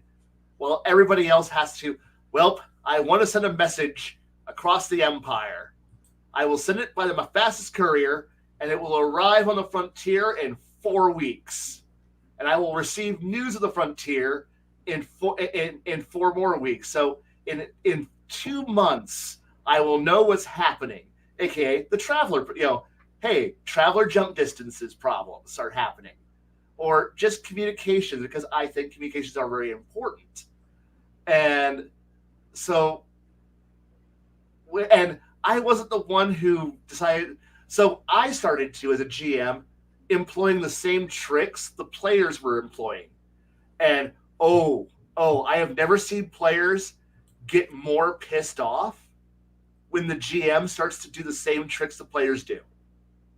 And when the GM is at that moment announces to the players, "You're not special. Other people can do it." And that was when my players decided to, for the first time, fuck over teleport as a spell and all forms of teleport, because they realized that if we can break it and abuse the world, everybody else can. We need to stop this. We need to stop this hard. And they went out of their way to screw over magic because they didn't want teleport. They loved teleport, but they realized the abuse of teleport, and so they wrecked teleport. And suddenly, travel times became important again. Nobody was teleporting anymore, or they had short duration teleport, very short range teleports, and they had to find solutions to unfuck what they fucked over, because the world they wanted to still have fast travel, but they didn't want to have fast travel anymore, because they realized if we do it, so does everybody else. And that's when they broke out because roughly around that same time, the 3rd edition 3.0 Magic of Faerun book got published. And that gave you the rules on how to actually craft the way gate, print teleport gates that give you point-to-point location things. And they suddenly went, oh wait, we can start actually building. So for 25,000 gold pieces, holy shit, now we can actually create a permanent point A to point B teleport gate that can open. And then they realized that was a bad idea, because now anybody could use that gate, and you could just mark. And something like, did we just create the Stargate problem? And they're like, we need to create irises, over the gates, so that way we can seal the gate because we don't want to be invaded by everyone. And suddenly they started, every gate became a heavily fortified bunker. So that way, when you arrived in a kill chamber that was designed to kill gods, because we literally are putting in the heart of our cities this way that anybody could walk through and kill everybody. We're inviting an invasion, and so they start building these giant fortified gun. Like, they move the gates a half day outside town. Like, you don't put your airport in the middle of town. No, you put it a half day outside town in a fortress. That's harder to get out than it is to get in. And they went, did we just create the TSA, but then gave them a small army of firepower to kill everyone? Yes. And that was their solution. And like, well, how do we stop? It got really crazy once players started to try to cheat a solution, and then which gives them a temporary advantage till everybody else figures out what the fuck players just did and start duplicating it. And then players go, fuck, now we're not special. Like, no, because you're special. You're the innovators. You get a small technological lead for a while. You get a small magical lead for a while. And then the fuckery happens. And then they realize, oh shit. And so you start seeing players go, before I start the fuckery, what do I do? How do I hard counter my own stupidity before I start? And I'm like, finally, you're starting to ask the question of, it's not can I, it's should I? And most players go, yes, and then they unleash fuckery, and then they don't think about the consequences. The good players think about the consequences. I prefer the good players, but I relish the bad ones. When I know I've got players who don't think about consequences, who open up genie bottles in Pandora's boxes because they're curious, I savor those players. But I do very much understand that I purposely beat paranoia into my players because they're constantly having to think, what would the GM do with this? And I'm smiling, what would the GM do with it? Trust me, I'm going to think about this more than you are. And you're not going to like what I'm going to do to you. And I like innovation, but innovation comes with a price. I want my players to be skunkworks. I want them to develop crazy ass shit because somebody decided to put something weird on a stick in the middle of a field, and they go, "Oh shit, that worked." I want players to be the magical skunkworks. That's what I want. I want them to be 5 to 10 years ahead of everybody else, but realizing that it's a lead you got to fight to maintain. If you want that lead, it takes effort to stay there. You don't just get there and then stay there unchallenged. If you aren't constantly running on the treadmill and going forward, you're going to get passed. That's what's going to happen. Everyone's going to catch up to you, and now everybody's got your trick. Now you need a new trick. Now you got to work harder. And I want to keep them creative and constantly thinking. I want them to profit from their genius, but it's not a guarantee you're going to stay there because you're a genius. If you get lazy, you get passed.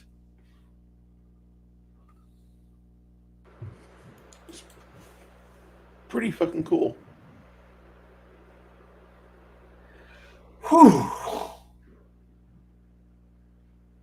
That took a lot of energy to do that. Whew.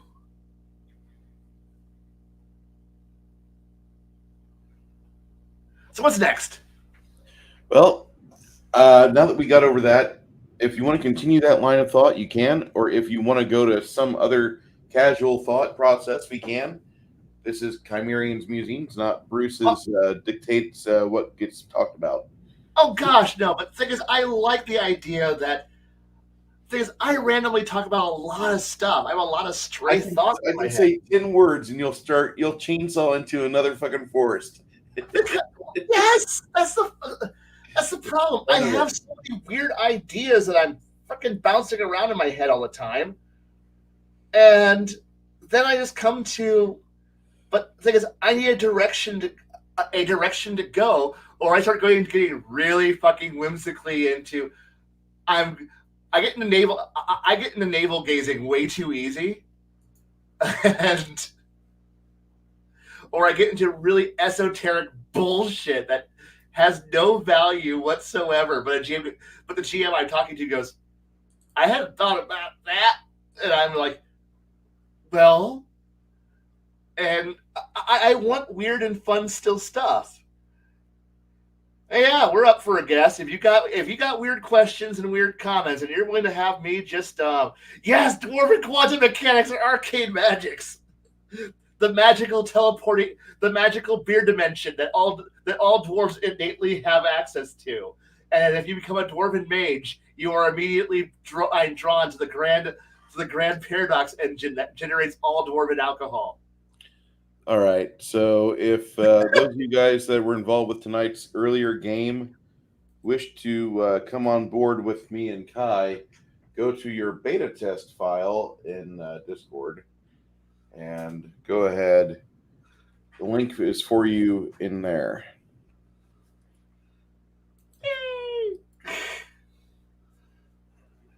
Nerdy over, beta test in Discord if you want in. I'm sorry, I still like the idea of the quantum dwarven wizard brewery that exists in its own dimension where all the dwarven druids and wizards stay. It's freeze-proof beer. What's that? It never gets below room temperature. Why are there no dwarven druids? They are in the beer dimension too. They're the ones who tend to all the hops fields and all the barley fields and all the wheat fields that help make your various malts and brews and whiskeys that every dwarf drinks. Bloop. Hello, crafting gamer. Hello. How are you tonight, sir? Ooh, look what he's doing. I am good. He's building a tank. Ah, it's just a metal tank too. Yep. All right, I'll take you off full screen. Thank you. Oh, Packy! One of my favorite fucking animes ever. Yes. Finish the series. The comic is so amazing.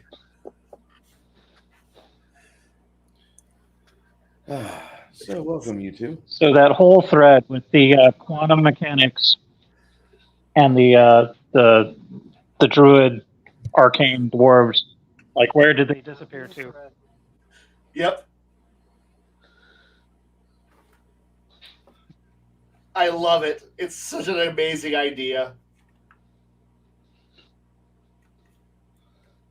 Oh, did it unplug? It unplugged. Oh, cool. I don't have headphones. Awesome. So was it Greg that came up with the paradox engine? I'm not Or sure. No, it was the dimension where they grew the hops and the other ingredients. Yep. Because you need to have a place that.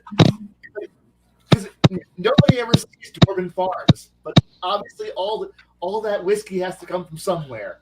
Who's growing it? The druids, the dwarven druids. Mom, Dad, I figured out how to talk to plants and squirrels. Our son has become Help us make better alcohol. Our son has become a druid. I'm sorry, son. What? You don't get to see the real world anymore. Go see the brewmaster. Dear brewmaster, our son has become a druid. Come, son. I'm going to pitch you through the back room of the bar now. Huh? What? What, Dad? We will never see our son again. The dwarf druid lands in the field. What is this? Sunlight, green grass, as far as the eye can see. And the Arc Druid Brewmaster walks up. I see, little one. Come, I shall now teach you the ways of the hops growing. And they go off, and we never see them again. But don't worry, good alcohol flows. We just sacrifice all our children to the Brewmaster. I can cast magic missile off to the brew pits for you. Whee!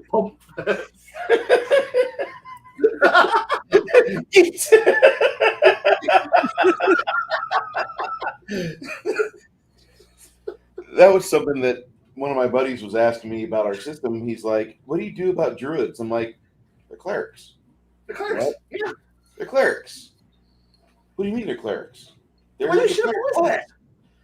It's like, well, I mean, I don't hear anybody asking for free spells. My characters don't even know what they can do yet. Hold on, like nobody's even tapped druids because that's just a wilderness. Like, oh, this is a wilderness DD, and you have the same rules, so it's not a big deal. It should have been its own class in the first place. I preferred it in the old days where it was just a variant cleric. That's it. Instead of Makes hero sense, honestly. summons. No, they need their own special spell list and the ability to turn. I turn into a whale.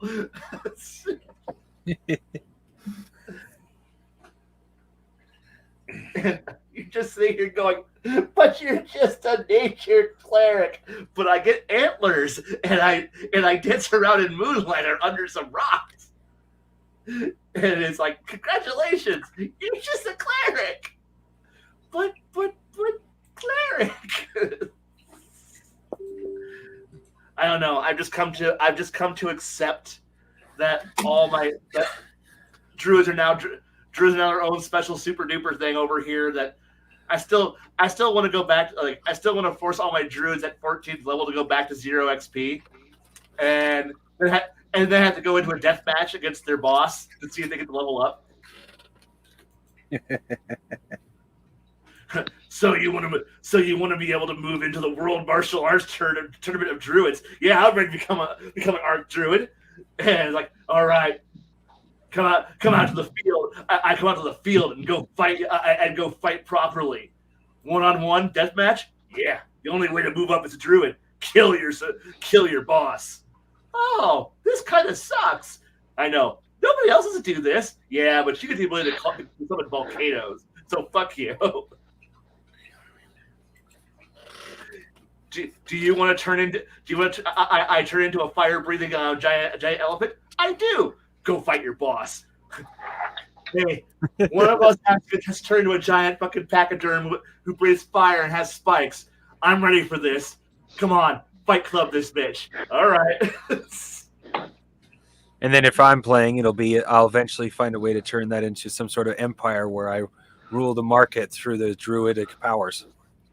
Hey, you look at how one of my players looked at it is when he walked into the squared stone circle full of other druids watching onto it. He goes, one of us is coming back. I'm coming back as a halfling, and it's like we're both some pretty awesome characters, some badass races. One of us is coming back as a gerbil. You ready for this? It's like, yeah, because like, you're not gonna stay dead. You just gotta kill your boss. Your boss doesn't have to stay dead. You just gotta bring him back as reincarnate, which might mean, well, I'm sorry. I know you're a 3,000-year-old elf, but I'm going to kill you and bring you back as a bugbear. If you're lucky, a bugbear. If we're really unlucky, we're gonna roll really weird on the chart, and you're gonna come back as a bramble fairy. And like, wow, just the amount of corpses you kind of have lying around in a field. It's like, it's time for your annual performance review. Get in the circle. What other class has to have a death match just to go up in level? I loved second edition. It was such a dumb class. No, the worst wasn't even druids. It was the monks from basic. Yeah. The monks had to go. Oh God. The mystic, excuse me.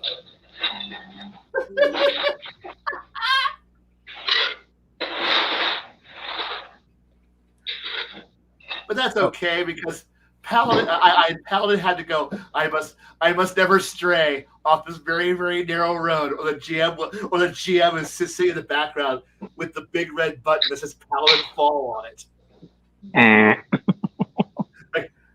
It's like him. Okay. Hey guys, give me about 10 minutes. I need to flee Six Nations. I got to reboot my PC. It's updated. It's finished updating. So No problem. If you can stay in stay in here, that'd be preferred. I'll be back. Okay. Okay. What else do we got to hit that's just fun, weird, or just interesting? I've collected a couple cows for my fort. Yeah, I noticed that. Are you going Are you going like totally into like cattle breeding or something like that? Like be a cattle rancher? Well, for the moment, He's going to get raided for trying to sell raw milk. The local Dookie's going to send in the ATF or something. Yeah, the FDA's going to come. The FDA. Figure out which alphabet agency is going to kick your shit in, and get prepared. If in the end I can actually get enough cows for actually doing that, I just might. At this moment, it was more along the lines of I might be able to have value in them later. I'm trying to find a way where I can make profit when I'm off adventuring. I understand. Now, magically fortified milk. Ooh. Yeah, milk that provides buffs. Blessed milk. Legend of Zelda milk. Right. Be prepared to go fight the FDA. Go find your fellow cattle ranchers. Become their friends. Create an alliance of fellow farmers. Create your own milk union. Your own milk. Your own cattle guild. Reenact the. Actually, it wouldn't be that hard. 2012 standoff at the Bundy Ranch. That's right. Actually, that wouldn't be very hard. We own a grape. We are part of my family does rice wine, but are surrounded by grape farmers as well. So I wouldn't be that hard for me to get the leftover grapes from wine and rice to feed to the cows. Yeah, and the important thing here is networking. So that way, when one comes, like, make sure that you're available. So that way, if somebody pisses on and attacks one of your fellow farmers, that you come to their aid and kick their at the problem of their problem's ass. So that way they know you're up to something. They know you're trustworthy, loyal, and good. Are you? I'm not sure, but make them feel you are. And then, so that way when you're out, so that way when the alphabet guys show up to go fuck with your farm, you can have your own personal army of other farmers. Yeah, they're farmers. There's a lot of farmers, and make sure you use some of your profits to arm your fellow farmers with good equipment. So that way they're not showing up with pitchforks and crossbow. I pitchforks and torches. Make sure that they're armed with at least decent quality, standardized equipment. So therefore, as you start getting those gray items, those weapons that they're good, but they're not. You're not going to get a good resale value out of them, or you've made enough money that you can just outstrip. We don't need to sell anymore all those basic introductory level 10 gold piece swords. There's just not a good return on the investment for the time and trouble. Look at your fellow players and goes, I will. So how many swords we get? 30 basic swords and a bunch of crossbows or short bows. At that point, look at your share of the treasure and just divide. I will buy everybody. Everyone, I will take the value of all the swords and weapons as as part of my share of the treasure, and then you haul it home and give them to all your friends. And now all your friends are armed far better than local guards. They're better armored, better equipped.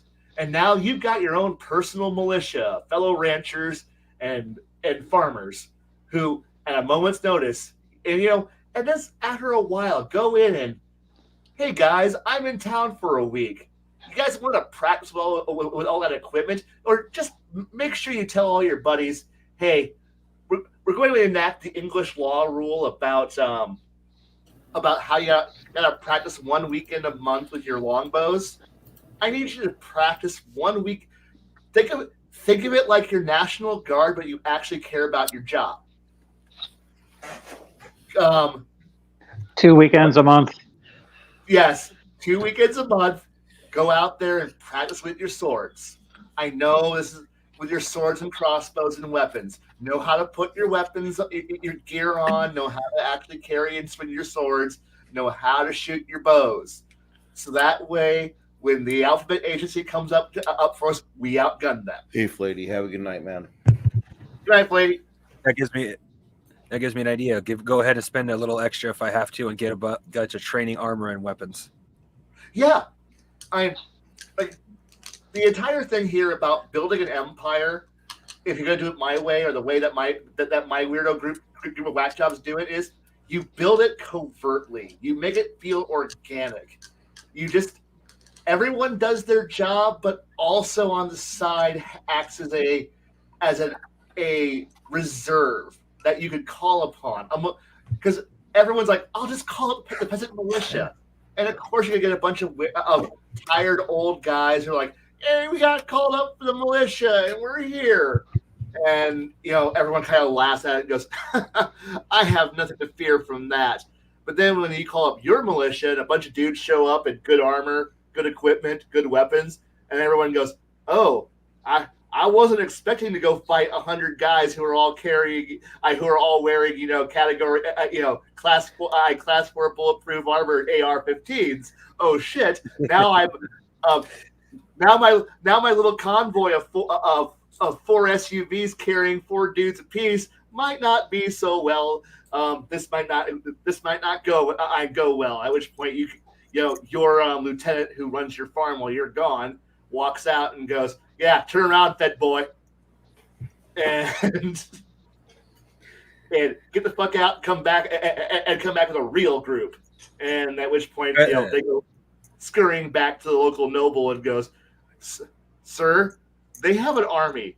Oh, sorry, they have a full-size company of men out there. And the standard is a white flag with a Holstein on it. That's right. It's like, what is this? The cattle rancher militias out there. Why are you fucking with them?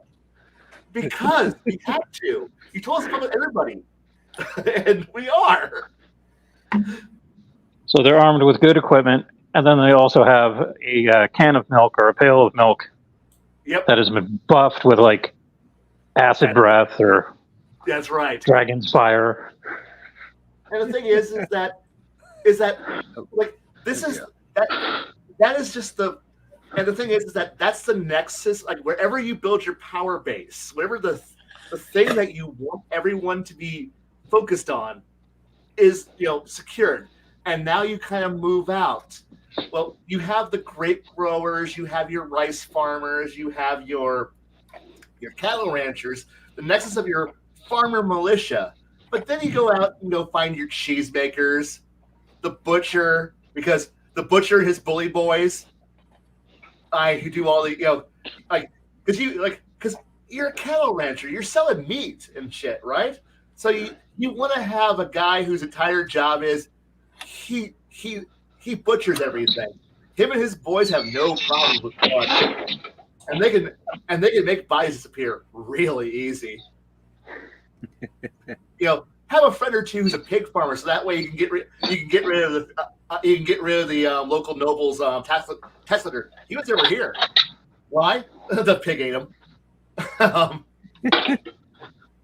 And that the local meat carver he's so good at his job. Look at him; he can cut prosciutto so thin it melts in your mouth. He's just that good with a knife. Well, that skill comes from somewhere, and I'm pretty sure when it comes time to stab a bitch, he can. Go full scale, Gangs of New York level of fun here. So when it comes time to call up your militia, you come out there and ready to paint the streets in blood. Do that kind of fun. Sounds like a good idea, honestly. Yeah, because I know it's so easy to convince you to be like, peasants don't know how to do anything, until you realize the butcher knows how to do stuff. The meat counter at the deli knows how to do stuff. It may not be official combat, but I think he can swing that sword and that butcher cleaver pretty good. The great guy might not be the world's best, but he might understand brewing and alchemy a little bit better than you think he does. But the little old women on the outside of town practicing their warcraft, they're actually making like slow acting poisons to poison the wells, weaken the armies. Yeah. And it's like, everybody has a civilian job. Everybody works. Everybody contributes. But when you come through the normal traveler, you don't think about it. You don't look. You're like, oh man, the blacksmith is sitting there making everybody's horseshoes. But when push comes to shove, he's turning. He can mobilize quickly. But you hide. You hide all of your capability as much as you can for as long as you can. Let no one realize that you have these abilities.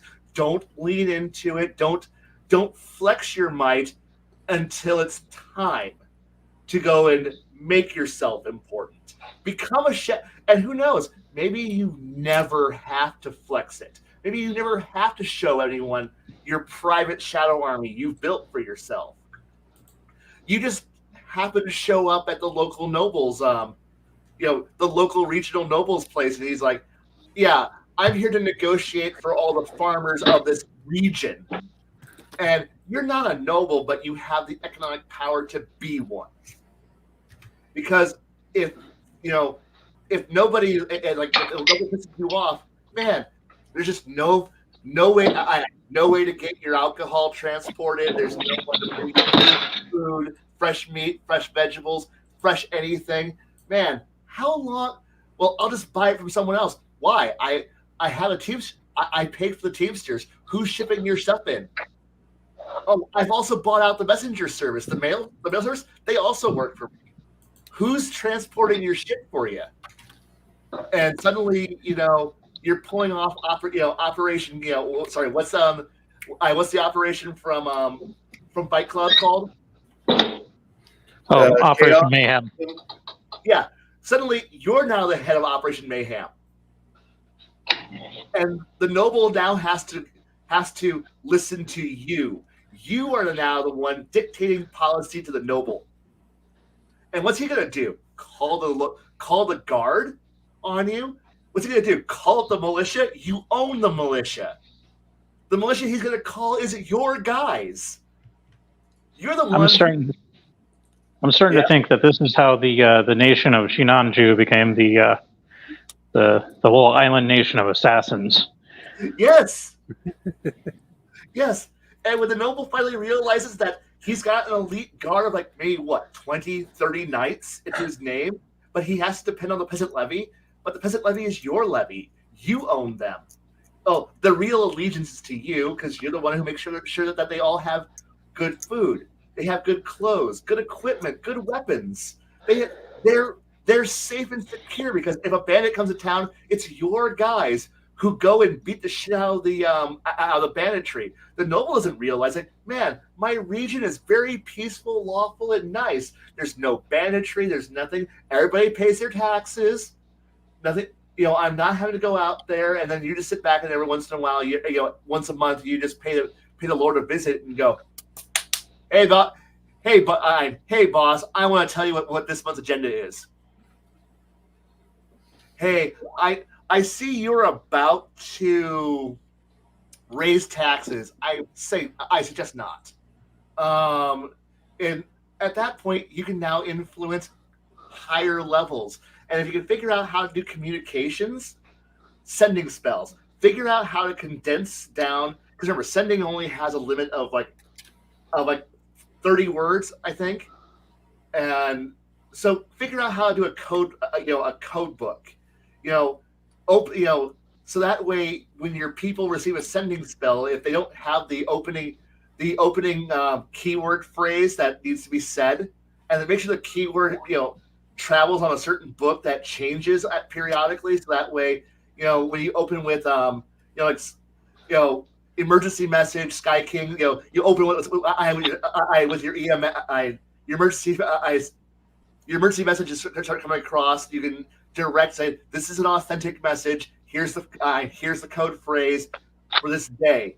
Transfer this, and here's the code words that they can go through their logbook. Go, okay, here's the orders from the boss. So that way you can now transport your ID, this little nexus that you created, to other parts of the region that are within 100 miles of you, and then you have sending people whose entire job is to be relay stations to relay the message further up the chain and make sure the message is intact.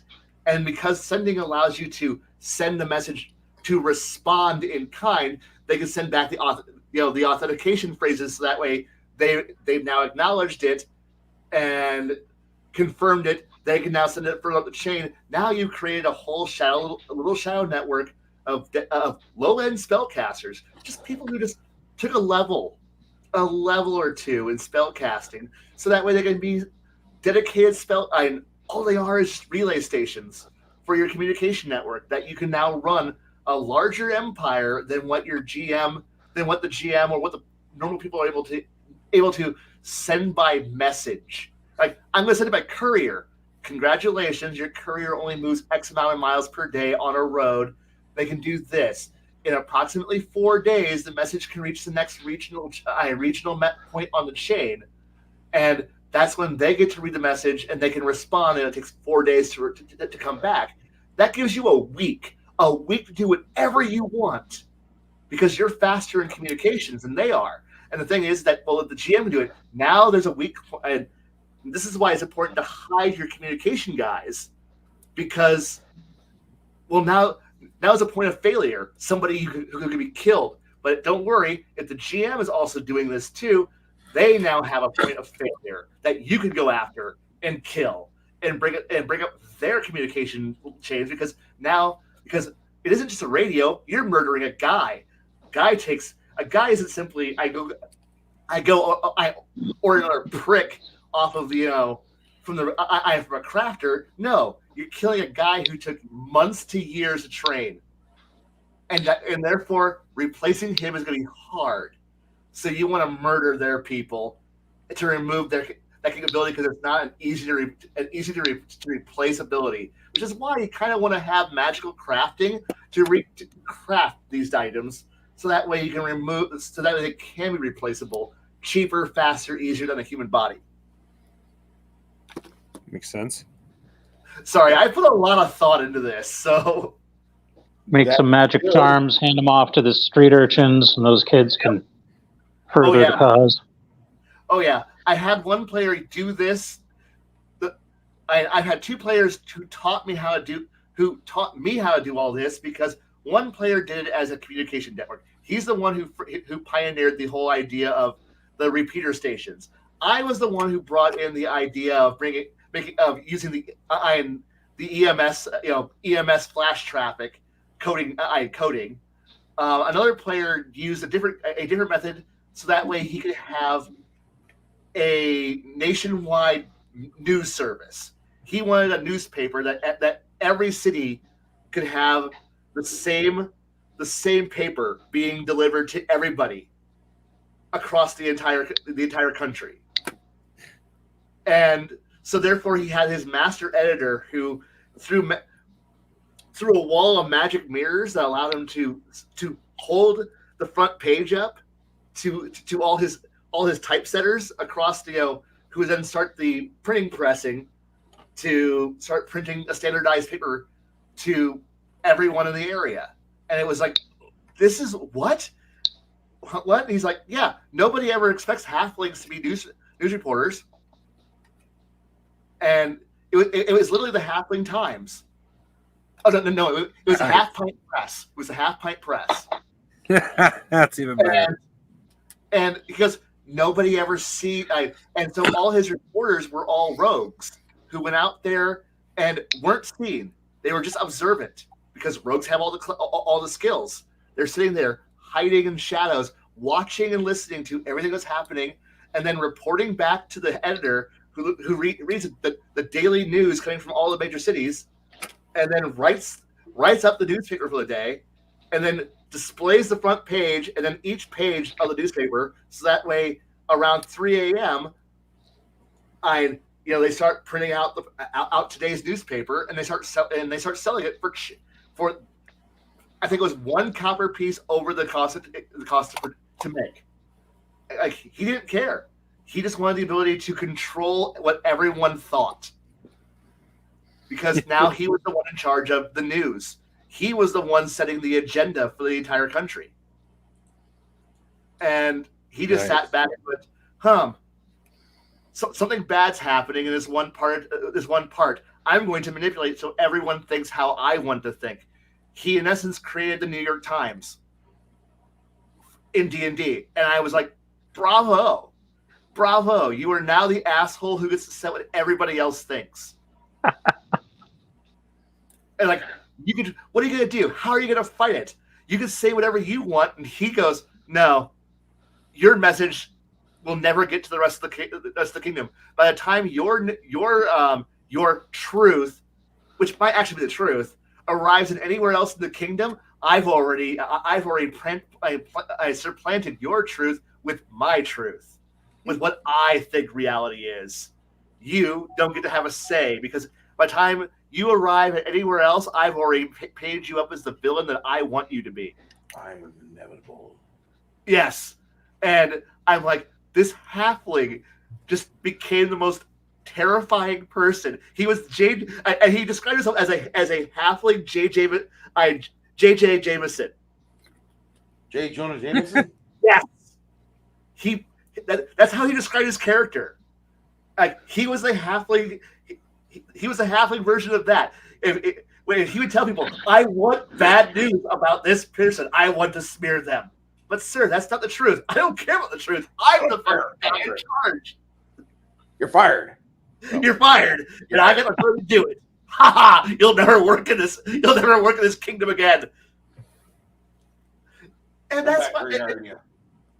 And I loved the fact that because his entire empire ran off of 4 magic mirrors, he could pack those magic mirrors up and put them in his backpack. And at night, he just sets it all out and goes, I'm now the editor. Tell me what's going on. So he's adventuring and running his newspaper by remote work. And I love that. It's like he put a ring of sustenance on so that way he didn't need to sleep, so he can run his media empire and still adventure, because he's a rogue. That's brilliant. It is. Yeah. And because I'm like, dude, you're never sleeping. I don't need to sleep. No. Your body doesn't need to sleep, but your mind still needs to rest. And you're never resting. You're just literally just barely sleeping 4 hours a night. And he's like, why else do you think, Jameson is always so bizarrely wired and crazy all the time about everything? He's not sleeping either. Like, he's just an insomniac powered by magical caffeine. And I'm going, fuck it. Fuck, you're brilliant. Okay, you win. You win the award for best character this campaign. He wasn't the best combat character, but boy, he was the best weirdo character. And I love how I usually get at least 1 or 2 oddball characters who just ascend by being different and doing something fun with the game engine, with the rules.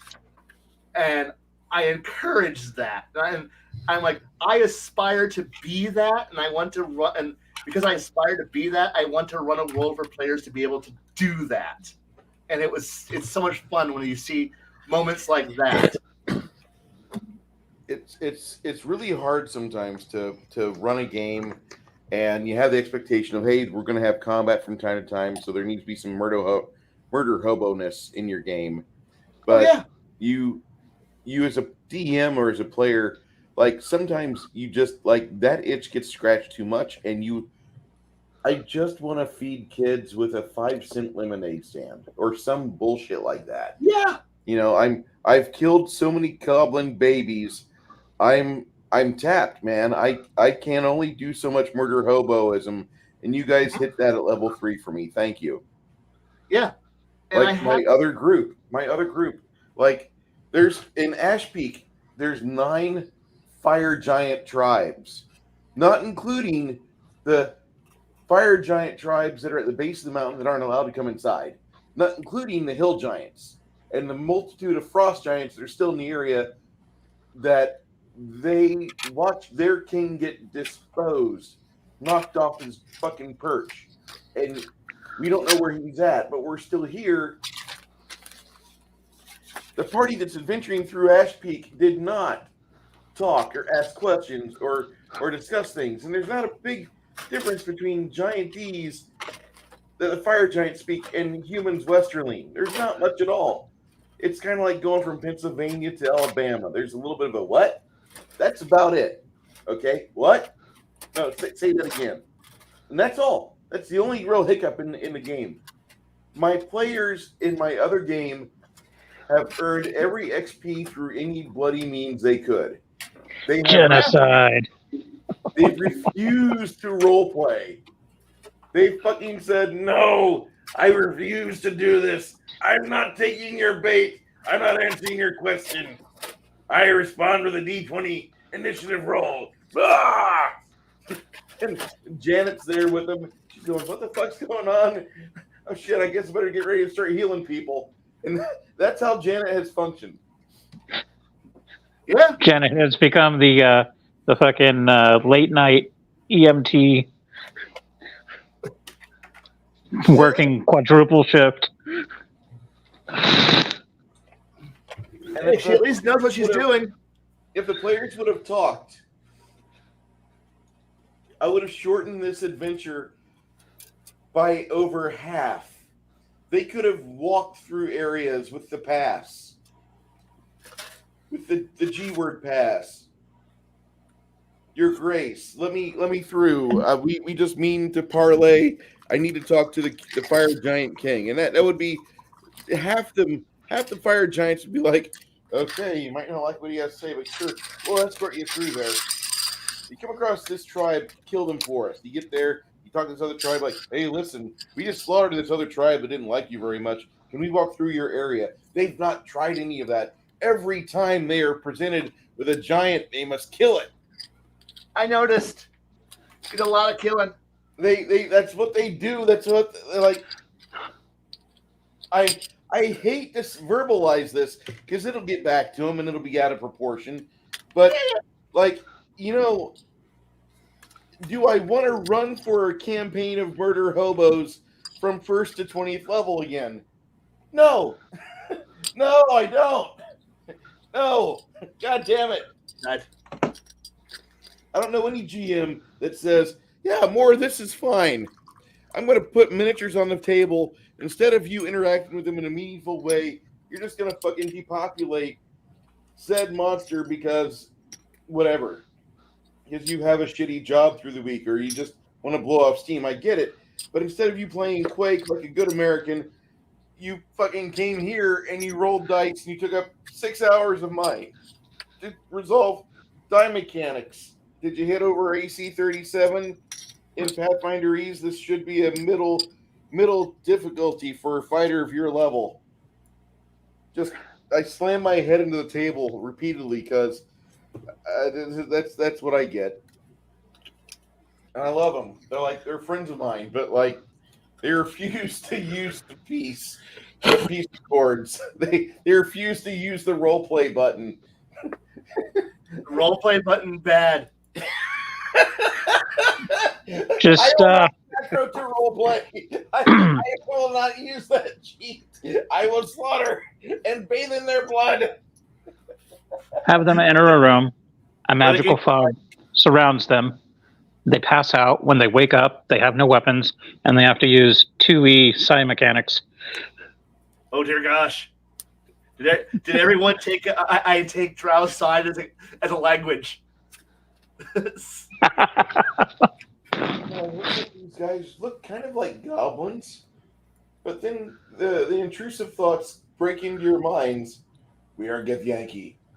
We order you to follow us. Fuck! What? Who are we fighting? Githyanki? I don't have my weapon. All I have is my plus 37 strength. So that basically means I get a plus what? A plus 14 to hit and damage, right? Okay, I guess here we go unarmed. And I can see Grog doing that. I can too.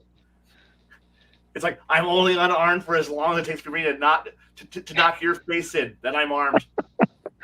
And in the background, Blue Oyster Cult is playing Veteran of the Psychic Wars, and he's just ripping off arms and bludgeoning people with their own severed limbs.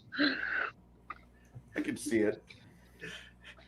God, I can see that. By locking me in this room and surrounding me by your guards, you've only made this a target-rich environment. Go full Rorschach. Like, we have you surrounded. No, what you have is weapons, and the hope that I'll be dead when this combat's over. No. If Grog would go full Darth Vader, he would go. You're surrounded. No, I am surrounded by nothing but fear and dead men. Dead men. Did you literally just turn your life support off just so you can scare some plebs? Yes. That's my favorite part of Rogue One. Darth Vader is such a drama queen that he literally turns his life support off just so he can scare some fucking troopers.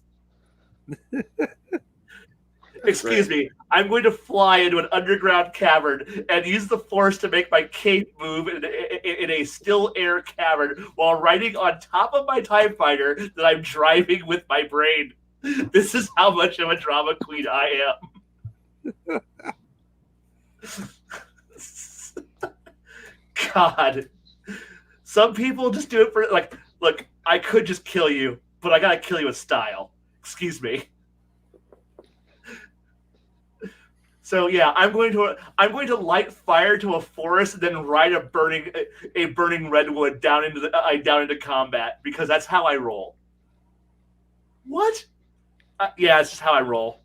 Jesus Christ, fighter, stop being.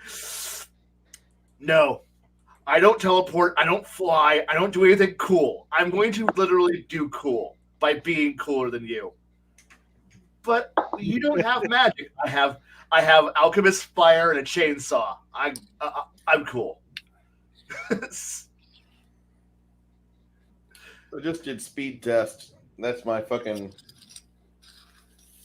I guess my internet's good. I love what one of my players did too, because he wanted a dramatic entry, which is the best way of describing what anything. It's like everybody else had all the. He was the only non-magical character in the party, and he was just offended by the fact that he was the only non-magical character in the party. And so his entire thing was all right, I'm going to, and there's guards, there's flying guards on griffins, and he's like, I'm going to go, I'm going to find a way up there, and he jumps and murders his way from corpse to corpse using athletics. Gets up to there, murders a guard, and then rides the dead griffin down to the bottom, and then jumps off the corpse as it crashes through a skylight. And then he arrives there and goes, "Now what?" And everybody else is like, "What?" He goes, "I take the fall damage. I don't care." And like when your idea of dramatic entry is ride a corpse down, down through a skylight, so that way you can go fight somebody. And I'm like, well, the fighter wants to fight. He's like, surprise round, bitches. And I'm like, motherfucker. They weren't expecting me, were they? No one expects the Spanish Inquisition. That's right. And he's like, I guarantee you, the evil overlord in his throne room wasn't expecting me to fall through his goddamn skylight and then go kill 2 of his guards, did he? No, he didn't. That's right. And because they're unaware, they are flat-footed. So so they don't get any of their special bonuses or defenses. Fuck them. Squish, squish, squish, squish, kill. And I'm like, so glorious. I love it. I love you. God, and of course the entire thing was the rest of the party was waiting with the spellcaster who was scrying the fighter. So when the fighter fell to the roof, the party goes, "We have an entry. Quick, now teleport it around him." Poof, and like, oh my god, like a fucking A-team surprise attack. Yeah, they go, and they jump out because they're ready. So like, poof, the wizard. Poof, I'm done. I am merely here as a deployment vehicle, and the rest of the party goes out there and adds to the chaos and murder, while the bad guy is just sitting here going, "What the fuck is happening? What the hell? This is not right. This isn't supposed to happen." They were supposed to fight their way through at least 8 rooms of guards before they would have gotten to me. And I had and I knew the combat was happening because the fighter was murdering all my flying dudes. So, what the fuck? I thought I was going to have at least 4 or 5 minutes of warning before they walked in my front door. But I guess all my guards are dead. What the fuck? Dude's like still munching on his lunch or something like that, figuring, half an hour from now, yeah, roll in. I've got time to fight. I got time before the fight starts. So, I'm just gonna go. I'm gonna buff up and boom, surprise, bitches! Holy shit! Who the fuck are you? I'm the fighter. Ah! You're not supposed to do anything cool. I am cool. Ah!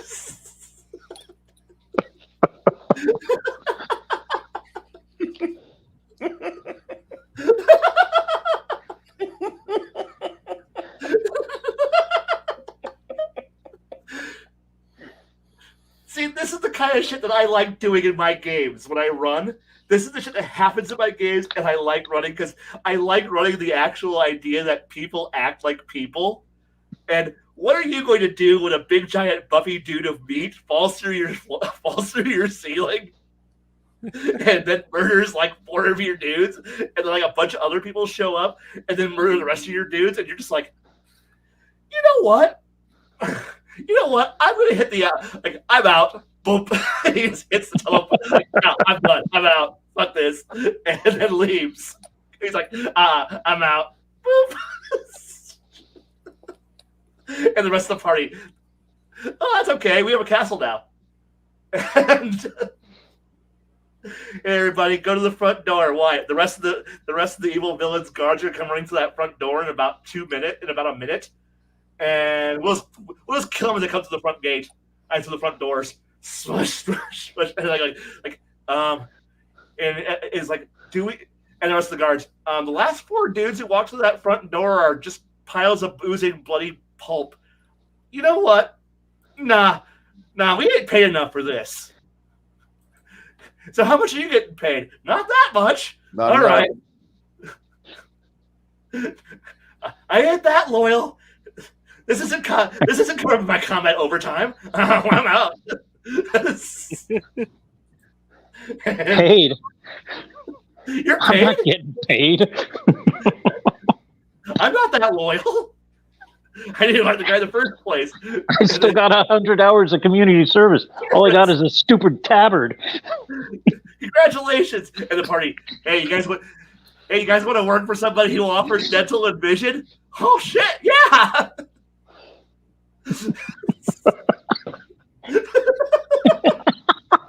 You got 2 options. You can die tired or just join up. Okay. Yeah, I got a few cavities if you offer dental. Okay, congratulations. New uniform time too. That reminds me. Awesome. That reminds me. You anybody here seen Shrek 2? Yes. The joke where Shrek walks into the fairy's potion factory just by going, yeah, we're this guys, and have you been feeling any at all depressed? Before that ever came out, I actually had a group do basically that to the bad guy's fortress. It's like, that is so stupid, I'm going to let it work.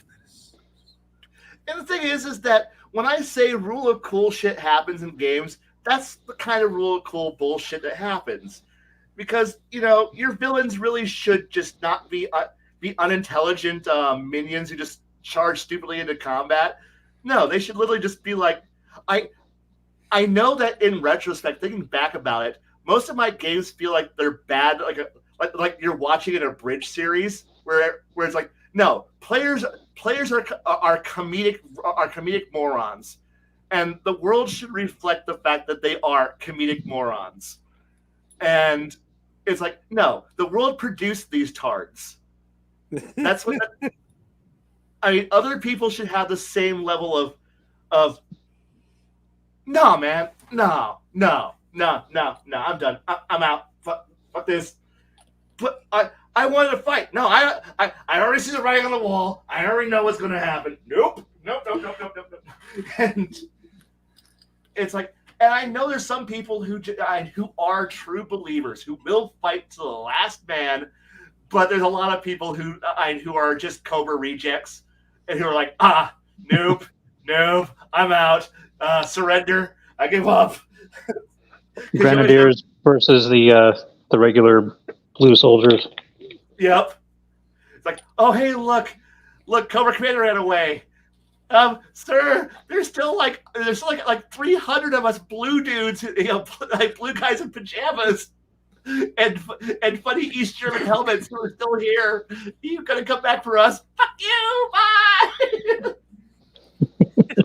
Did you hear the runaway command? I'm already gone. And, well, what are we here for? To create enough POWs the Joes can't chase. Oh, man. We really are the worst.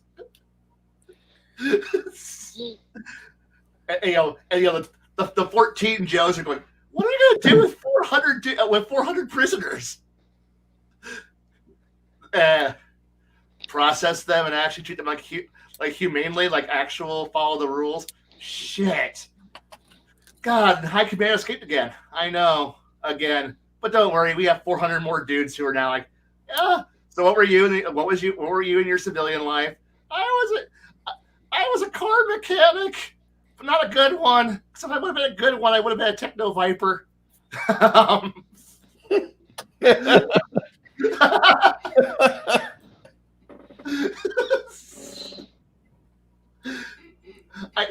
I know we always joke about the idea that deep down we want to have our games be like the 80s, but you guys aren't really actually channeling the stupidity of the 80s. And think about this shit. Dr. Mindbender. Yes. Taking all of the DNA of world's greatest tyrants, but have it be Karens instead. Right. I'm going to create the worst politician ever. Someone who will jam up everything. Fucking Hillary Rodham Clinton. Sir, we've encountered Cobra troopers who are raiding all the PTA meetings and political rallies, tapping all of these people who are very, very annoying and busybodies. Who's the last? This doesn't make sense. What can? Oh no, they're going to create the worst politician ever. Fuck. Who's left on their chart? These 3 people, sir. We need to guard them with our lives. Dispatch the best Joes around the world to guard these 3 people. And this would be a dumbass adventure. And I would love to run it. It would be hilariously retarded. But it's going to be last minute. They're going to fail, and they need to. Who's going to be their Sergeant Slaughter stand-in? Who do they fail with, and who do they have to tap for the Sergeant Slaughter? Serpentor is a retard gene. Fuck. Because Serpentor's only garbage because he got Sergeant Slaughter, a wrestler's DNA in him. He would have been brilliant. Didn't he miss out on getting Genghis Khan's DNA? Yeah. Yeah, that's what I remember. I haven't seen that episode in probably 10 years. It's like Alexander the Great, Genghis Khan, several other great generals. Vlad the Impaler. The best. Yeah, Napoleon. They went to Russia, got something out of Russia. They went all over the place, but they failed on one of them, and they needed to get DNA from somebody. So I thought it was Genghis Khan. Right. They failed on? Yeah, they failed on Genghis Khan. And so the fucking black battle robots got a hold of fucking Sergeant Slaughter. Fuck it, we'll take his. What part of Slaughter is great military leader? I'm going to run up there and punch him. I'm going to drive my go-kart, take it there and start punching them until they're all dead. I'm the best. They should have got Randy Savage's DNA. Oh, man, that would have been hilarious. Can you just imagining Serpentor being like, the cream rises to the top. And I'm like, oh, my God, yes.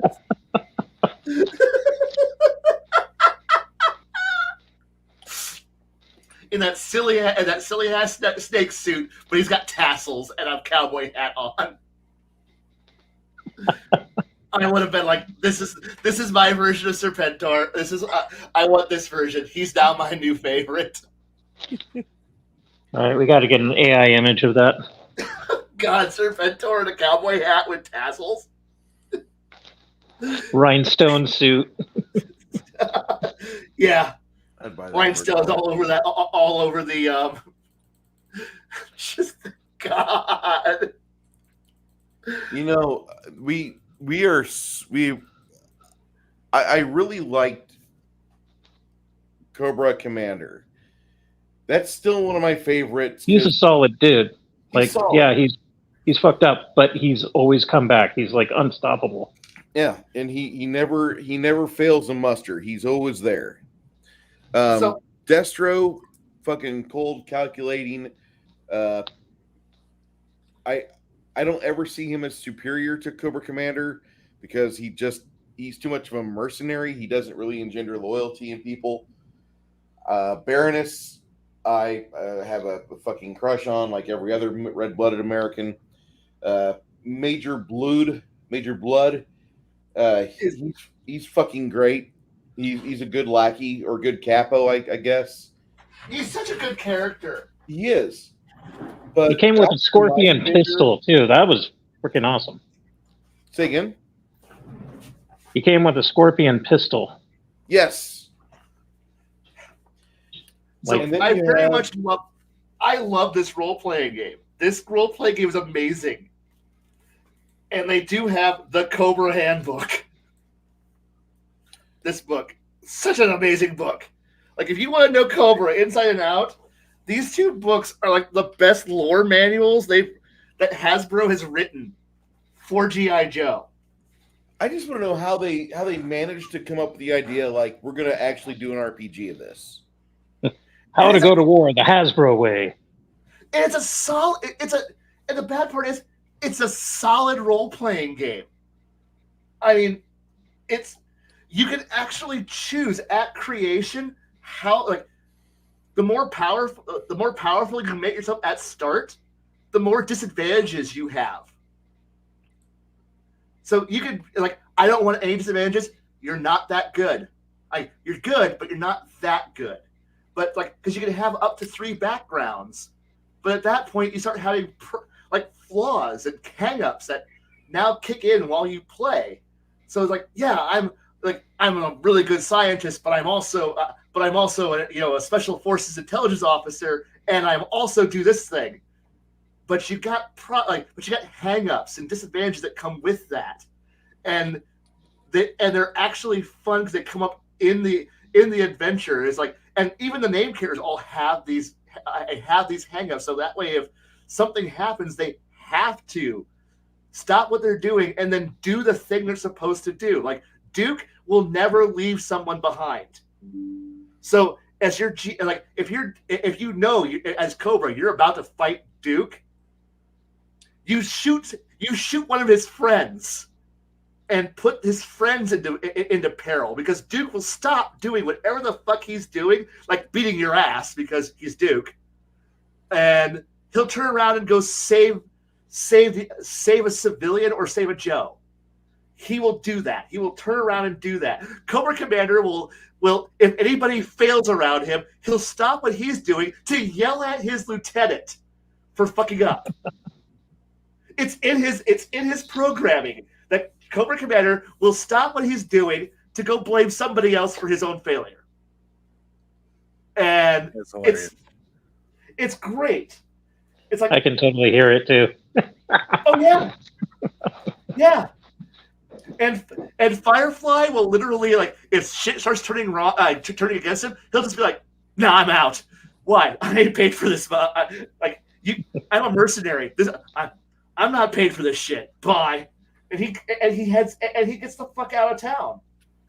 I mean, Major Blood's got problems. Like, Major Blood's awesome, but he's got things that he just goes, nah, I'm gonna go do something else for a while. And you're like, fuck yeah.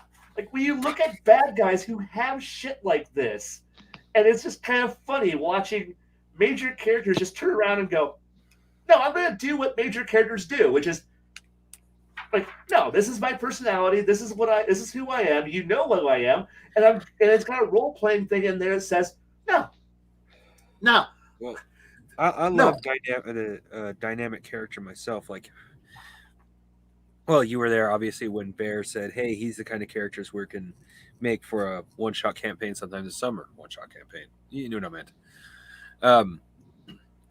I like, Bear mentioned, like, it should not be mechanical, especially for a one-shot, but I thought of part of the reason why my character is so focused, why he always has to have such a strong will, is because if he's not focused on his powers, it's completely random what it is.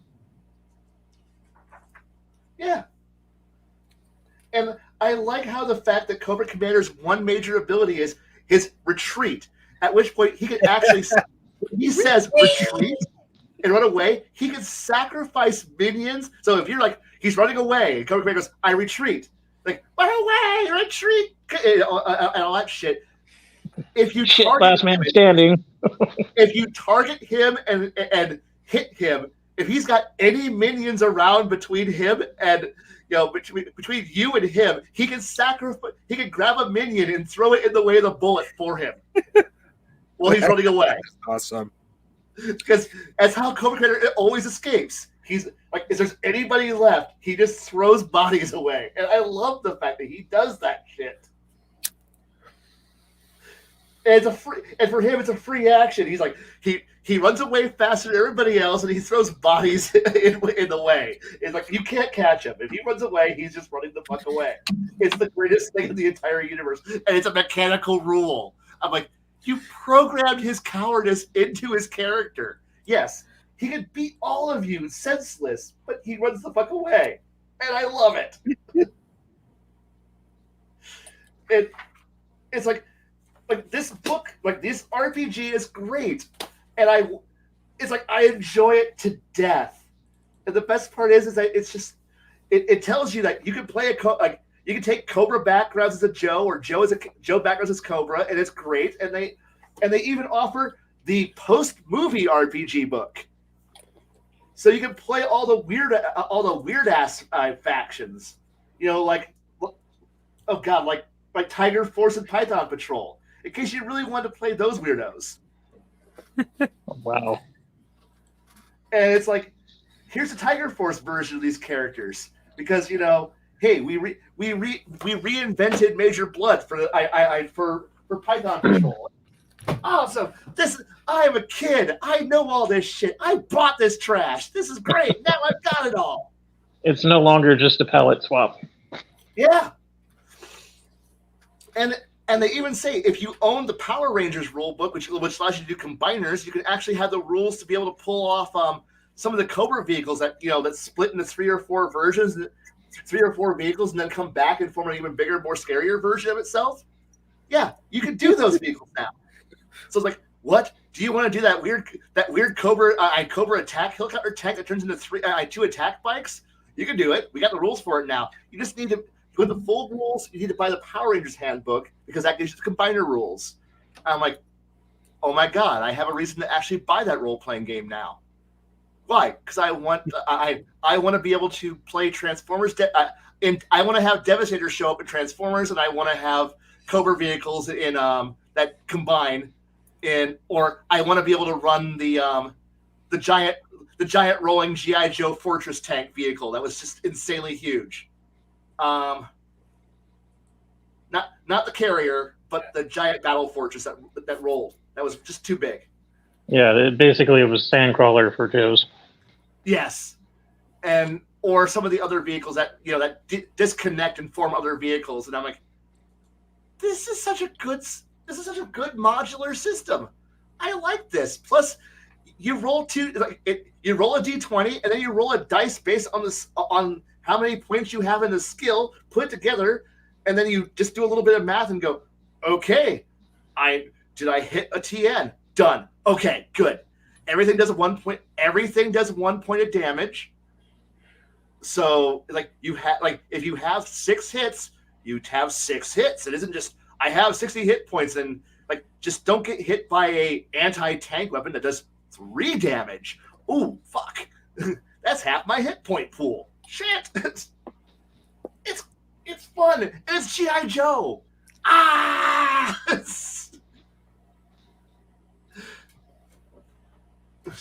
See, I'm one of those weirdos that would probably at least try the Power Ranger game. It's fun. It's weird. You gotta be a Power Rangers fan to really get into it because it really goes into the entire morphing color wheel power grid and what it all means, and how. Well, that can vary from show to show. Right, but whatever color ranger you choose, you gotta embody what that color actually means. And I'm like, this is too much paladin bullshit. The role playing game. I'm out. It's like, you want to play it? No, I don't want to play. I play 6 flavors of paladins who merge to form Super Paladin. No, thank you. Might as well play Voltron after that. Yeah, Voltron would be fun. It would be more fun. And honestly, if you're like, why do you own that book? Because I want Devastator. And that's Transformers. I want Devastator. I want to form Devastator. I want to be able to form Tidal Wave that merges with Megatron in the Armada series. That's what I want. That's why I bought this book. Because you want to form a cool Decepticon? Yes. And I want to be able to run the Combiner Wars. And, bullshit. And they're like, that's weird. And I'm like, I'm a Transformers fan. What do you expect from me?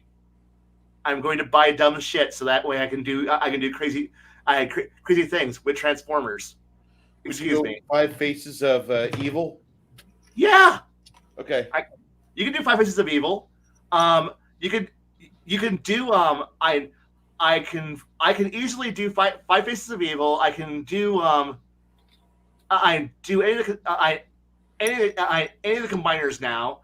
I've managed to figure out how to make they got the rules so that way you can do triple changers, and you can go even into the weird 5-6 changers. So no, thank you. Those ways are bad. But that's only because of the fact that I like Blitzwing. Blitzwing is a triple changer, and I like Astro Train. The locomotive that turned into a space shuttle. That's Astro Train. Okay. Blitzwing was the one who turned into the MiG-25 and into the tank. That's right. And who's actually kind of a retard because he's crazy. But if I was 2 Russian vehicles, I too would be crazy. Stoli! What the fuck is that? Oh, he just arrived. Yes. But the thing is that I'm more of a fan of his animated series version of the Transformers animated Blitzwing, who has the 3 personalities on top of the 3 forms. And because I liked his German berserker mode, his crazy mode, and then his very cold and calculating mode. And The best part was you're never sure which of his three personalities you were going to encounter at that time. That made him a fun, interesting character. But I can do that. If I want Omega Supreme to show up, I've got the rules to run Omega Supreme. Or if I want to have Transformers Fall of Cybertron, the scene where Metroplex shows up. Holy crud, that game is amazing. And its love of Gen 1 is just brilliant. Because there's this wonderful scene where Optimus wakes up Metroplex. And you're like, wait, this is Metro? Oh, gee. Oh, fuck, Metroplex is huge. Because you don't realize that the entire level you're fighting into around, you're actually inside Metro. You're on the outskirts and outside of Metroplex. And then when finally he activates him and turns him on, you suddenly realize, oh shit, he is a city that turns into a robot. Oh fuck! And when he rises out of the ground holding Optimus Prime in his palm, and you're like, oh fuck, this guy is big. And you're like, this is awesome. And I want to do that kind of stupid shit because I'm a big fan of the IDW comic series, which was the G.I. Joe Transformers crossover, because it's cool to think of the idea that Cobra Commander riding in, finding the Ark and the Decepticons while they're still in stasis lock, and stealing the Decepticons, and then reformatting them all into Cobra vehicles, and then seeing the big scary SR-71 Blackbird lookalike, the Strato Viper, the big black one, I think, and then reformatting Starscream into that, and watching Cobra Commander ride into battle with Megatron on his hip in a holster, and riding Starscream into battle, and I'm like, this is awesome. I want this. This is the kind of shit I want.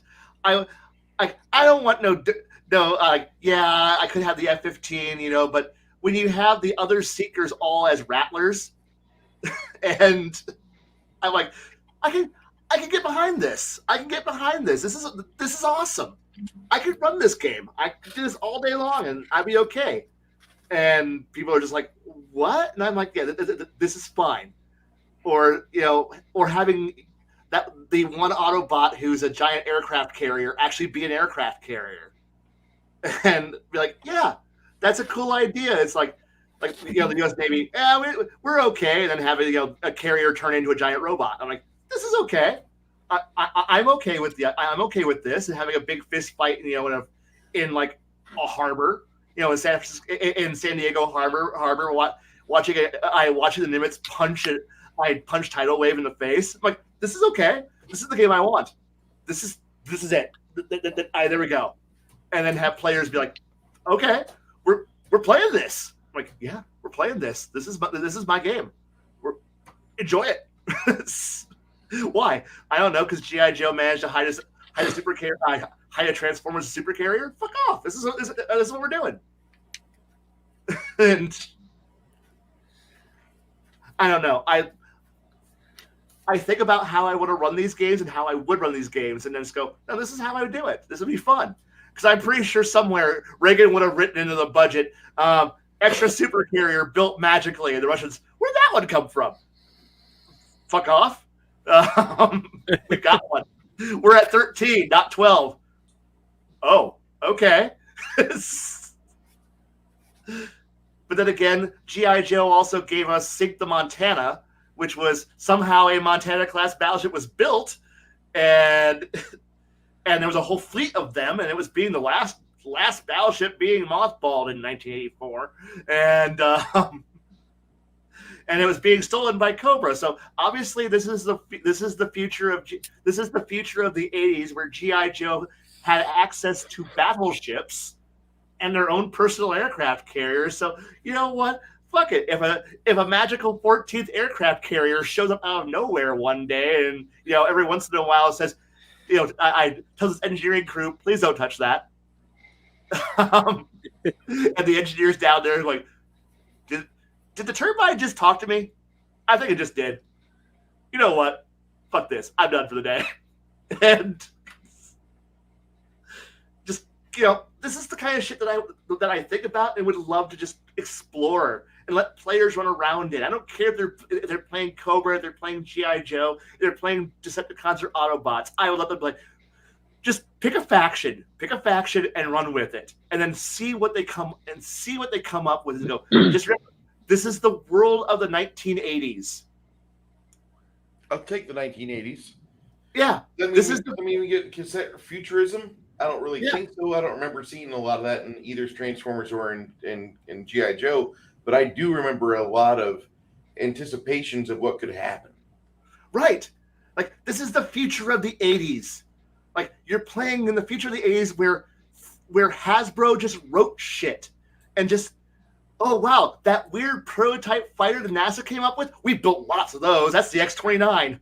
What the hell? Oh, come on. Let's rewind back to the F-19 stealth bomber or stealth fighter that Monogram heard about. They made a model kit of it without seeing anything else other than a little sketch on a TV show. And then here comes Microprose. We're going to make a video game about the F-19 stealth fighter. And they made not just one, but two. And, and of course, Hasbro's like, wait, a stealth fighter? We're going to build our own G.I. Joe stealth fighter that launches, that has a bank of 4 missiles on top of it, that comes out and it looks like the I like the Monogram model. And I'm like, that's a cool toy.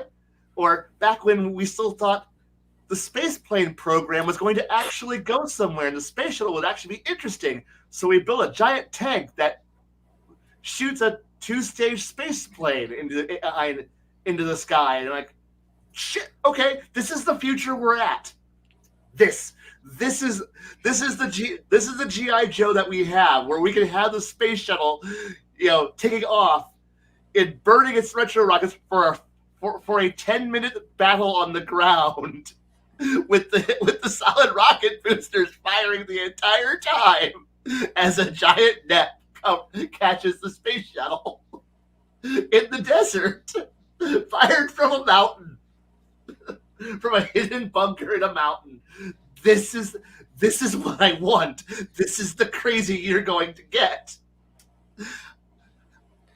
I want to be able to go, we're launching five satellites in orbit, and we're going to turn off the sun for the entire Western Hemisphere. Pyramid of Darkness. Yes! This is dumb. I want this.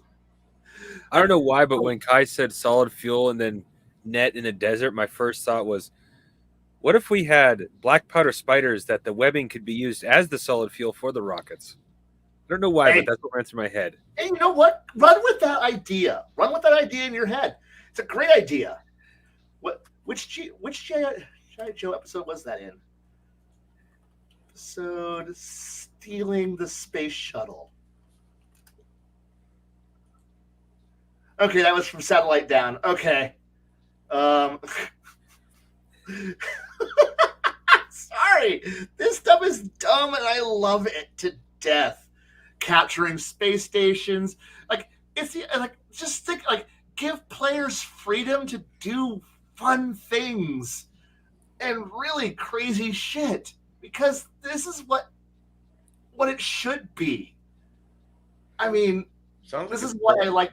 Now, this isn't D&D. By God, if I'm playing D&D, this is not what I want. Well, maybe it is what I want, but it's not what I want. But by God, this is where I'm aiming. I'm aiming for crazy fucking shit. I want my players to be like, we're going to go travel through a dimension and steal a flying battleship. Why? Because we can. We're high level. This is what we do. But first, we got to take over a space station. Right. Okay. First, we need to break into a mountain fortress and find the dimensional gateway system that's being held by the bad guys. Okay. And now that we have the dimensional gateway system, and while we're fighting off the bad guys, we're going to realize that we're trapped, and then we're going to turn on the portal. We don't know where it's aimed, we don't know where it's going, and we're going to jump through it. Okay, now we're in a new world. Well, technically, you're not in a new world. You're in the other side of the base in another dimension. Okay, well, we're going to fight our way through it. Quick, this is one of Blade's worlds. Find the fire escape map. Because everything is OSHA compliant. And they run over to the fire escape. The two players are sitting there holding down, holding down suppressive fire with magical weapons, like going, "Yay for magical guns!" So that way I don't have to worry about ammo supply. Quick! Like, what mode should I be firing it on? Pew, pew, pew, or shenanigans? Go to shenanigans. Click. And they're just having fun. And they're like, okay, wait, there's this big area called hangar. It's huge. Like, how big a hangar? Well, it's just a list on the fire escape as hangar, and someone goes, well, what do you think? Like, there's no scale on it. I don't know. It's just big. How big? Very big. Okay, well, we're running there. Run, and then come out there and go, holy shit! What? It's the Iron Vulture. Wait, what? It's the Iron Vulture. The bad guys, we're stealing it. Why? It's the fucking Iron Vulture. We're stealing it. And someone's like, is Blade really going to make a reference to Tailspin and me who's already playing the Iron Vulture theme song in the background going, what? I have no idea what you're talking about. And he's like, I have it queued up, ready to hit play. And they're like, we're stealing it. We're stealing it. Why? We're gonna go punch Don Carnage in the face, and we're stealing the goddamn Vulture. And then doing what with it? Going back to our home dimension with it. By doing what? And the wizard going, by casting recall. By casting banish on ourselves while we hold the ship. And I'm like, you're gonna get a bigger banish than that. We're like, ritual banish? Like, okay, so we're gonna have a big running battle fighting off the enemy air force while we steal the battleship, and so we go steal the air battleship, and then like it won't be as we know Blaine, it won't be as cartoony as the actual TV show, so it will actually be intelligent. And here's me going, what do you mean it's not as cartoony? It's got two fucking rail guns, two railway guns in the front. It's the freaking Vulture. And like, wait, it's got the rail guns? Yes. Fuck yeah, railway guns! And they're like, yeah! And they're just having a lot of fun as the wizard is going, I'm going to need at least 3 other spellcasters here at the cargo hold as we banish this ship back to our home dimension. And like, it's like this big running battle, and I'm having fun running this running stupidity and crazy while watching our rogue who has I have the skill that says I'm trained in everything, but not very well. And I'm like, well, you're obviously just as skilled as Carnage is at flying the actual Iron Vulture in the show. And he's like, you're right. I'm just going to spin the wheel and hit the throttle forward at max speed. Whee! And I'm like, holy God! They're just having fun. And the fighter's like going, I'm already on the main gun. And he's like running down there, and he's just like, and other players are sitting here going, fuck it, broadside, all guns, just fire. Just pulls the fucking strings and just watches guns fire off in random directions. And like it was pure fucking chaos as people were just running stupid to buy time for the wizards to have 5 minutes to cast Banish as a ritual so they could steal the battleship. And I'm like, and they did. And I was I was marking off actual damage. The ship was beaten senseless for it, and there was an actual chance they wouldn't have been able to do it because, like, hey, you use spellcraft checks. Why? I don't know. Ground, like the flak fire from the 88s on the ground are all firing at you because it's the freaking I freaking cliff batteries firing at you, for God's sake. And they're like, oh, that's right. Blaine does have the rules for 88mm flat guns. Like, I'm using them.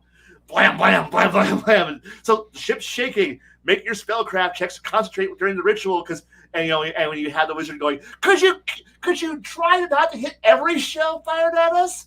I'm trying. And it's like it was a great adventure, and it all happened because they wanted to go raid the evil villain's base early, and then realized we're not ready for this, and they ran away really fast to the wrong place, and then stole a battleship, and then teleported home with it. Fuck yeah. This is the kind of crazy that when I'm GMing happens. When players go, I'm going to be proactive. I don't know what's going on. We don't have enough intelligence, but we're going in anyway. And then they choose to not run away. But it's like the only way forward is to run forward. Like the only way out is to run forward. Like you don't know where you're going. You don't have a floor plan. They go, I have a floor plan at the fire escape. Oh, God damn it. Oh, I had a really fun story. I have. You reminded me. I didn't know this was possible, but I had a group that had never once seen Hitchhiker's Guide to the Galaxy, either version, or even read the books. Oh. I didn't even know this. Oh, congratulations. So I had actually gave them a ship with an improbability drive. Oh, congratulations. How'd they use it? First time they used it, they were so confused by it because they're like, wait a minute, we turned into a different species? Wait, we turned into rock? Wait, what? Yeah. If they don't know what they're doing, it will catch them off guard. And how did they react? They at first was like, we're never using that thing again. Where the hell are we? Wait. I don't know. Let's go home. Let's go home. Oh, wait, we can't because we don't recognize the star system. Oh, wait, there's something here. I mean, they didn't make it too big, but they're like, oh, look, there's something here. Like, okay. Let's try to get a way out. What? Was it a petunia and a whale? No, wait, you need missiles for that. Yeah. No, I didn't get quite that deep into the reference, but they're like, eventually they got like, okay, we cannot find our way home. Hit the button again, maybe. Yeah, they were gone.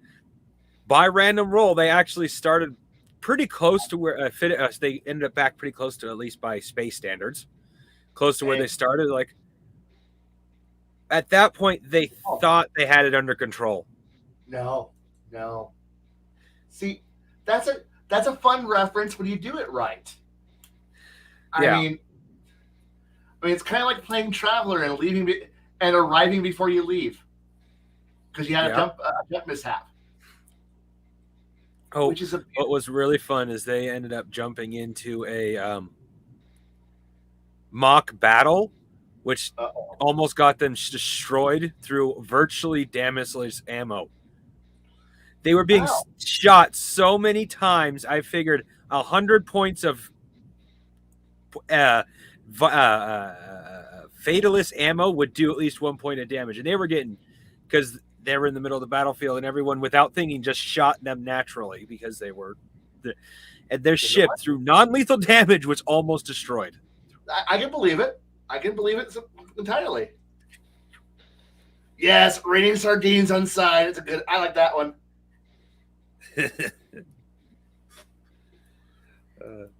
That's fun. That's cool. At least you're thinking about how to make an event that should be annoying very fun. Mm-hmm. They got very, very cautious with the engine. I let them have a little leeway. They could not choose where they could go, but they could, at a very high probability, choose where not to go. There's still a small chance they'd end up going there.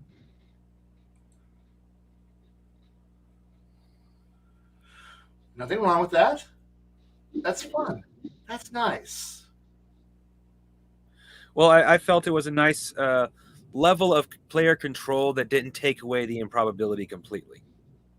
You shouldn't. And if they have something like that, it should do what you want, but not at the same time. Yeah, exactly. It should always let the players actually have their success, but make sure it comes with a small price. I mean, it's like play with a wild mage. If you got wild magic in a fantasy campaign, where it's like, and you start sprouting leaves. What? Yeah, you just do. And he's like, I accept this. I am playing with the fact that I don't follow the rules of reality, and reality now beats me back. you just gotta be able to just make it entertaining, so your players enjoy what you're doing to them. Ugh. Yeah. Just so you know, Bruce, it looks like soap soup. What? It looks like you have soap soup. Yeah, it does.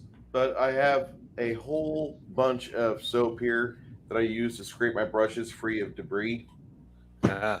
And I just was like, I already have 4 of these. It's like a bunch of people saw these were new at the store, so they gave them to me. Oh, I know you like Duke Cannon. Nice. I know you like Duke Cannon. Yeah, I love Duke Cannon. Just to warn you, the Duke Cannon can dry out hair, and that's not good for brushes. Okay, I just want you to. I can understand that, and I do appreciate your concern. I do appreciate that. But, Well, I have no doubts that it's going to get a brush nice and clean. And depending on your position on brushes, that doesn't really matter all that much either. I have a lot of Just brushes. use the conditioner. Yeah. The I have conditioner to be will be very fine. careful because I can't afford to get brushes that often. If I didn't live in San Antonio, if I lived back in like not Peoria but Decatur, if I lived in Decatur, I wouldn't be able to have this many brushes ready to go.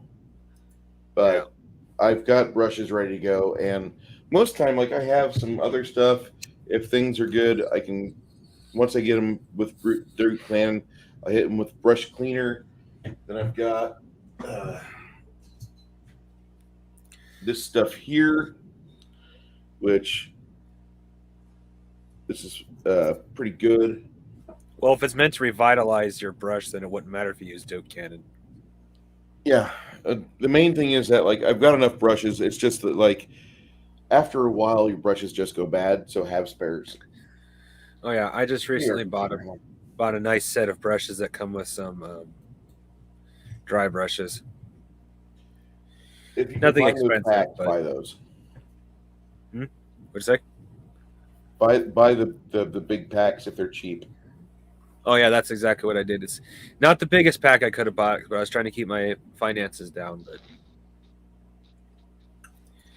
it's a nice set of brushes. Interestingly enough, unintentionally, it's just the fact they were the ones that I seen that I liked the price tag of and how they looked. They had basically what you do, except we're designed that way instead of having rubber bands.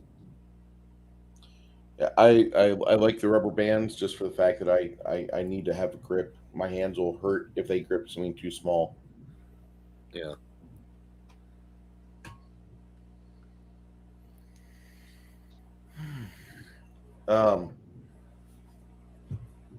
I feel somewhat exhausted, but at the same time, I think once we tap Kai for another rant, we've got another 35, 40 minutes of content.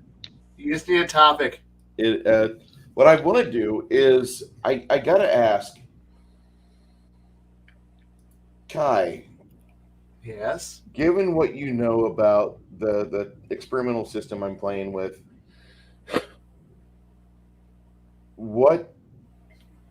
how would you run that? Do you think I don't do enough actual content for the campaign, or do you think it's good that I pause it and I will like throw options at players with the game mechanics and let them start just developing their own theory for their characters? Would you rather see that? Do you think that'd be better for something that's offline, like maybe just in a Discord, or do you think it's smart to do that to where it's in recordable format where people can go back and rewatch it and catch up? Honestly, recordable format works really well because the thing is that while you're teaching the players, the audience is also learning the rule engine with you. Okay.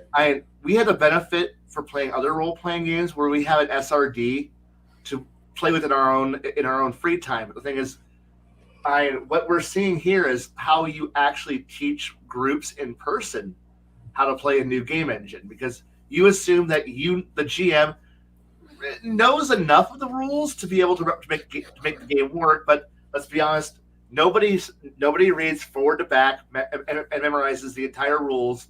No. And the thing is it's like I want to run. Like, here's me going, I want to run this game. It sounds cool. I like it. I'm inspired. have I read the rules 100% and know all the errata for it? No, I do not. In fact, I'm going to jump headlong into the deep end of a new game engine, and I'm going to play it. And I'm going to make other people play it. And we're all going to have fun playing this new game engine. And then people are going to ask dumb questions. And then I'm going to answer those dumb questions by going, I don't know. Let's go check.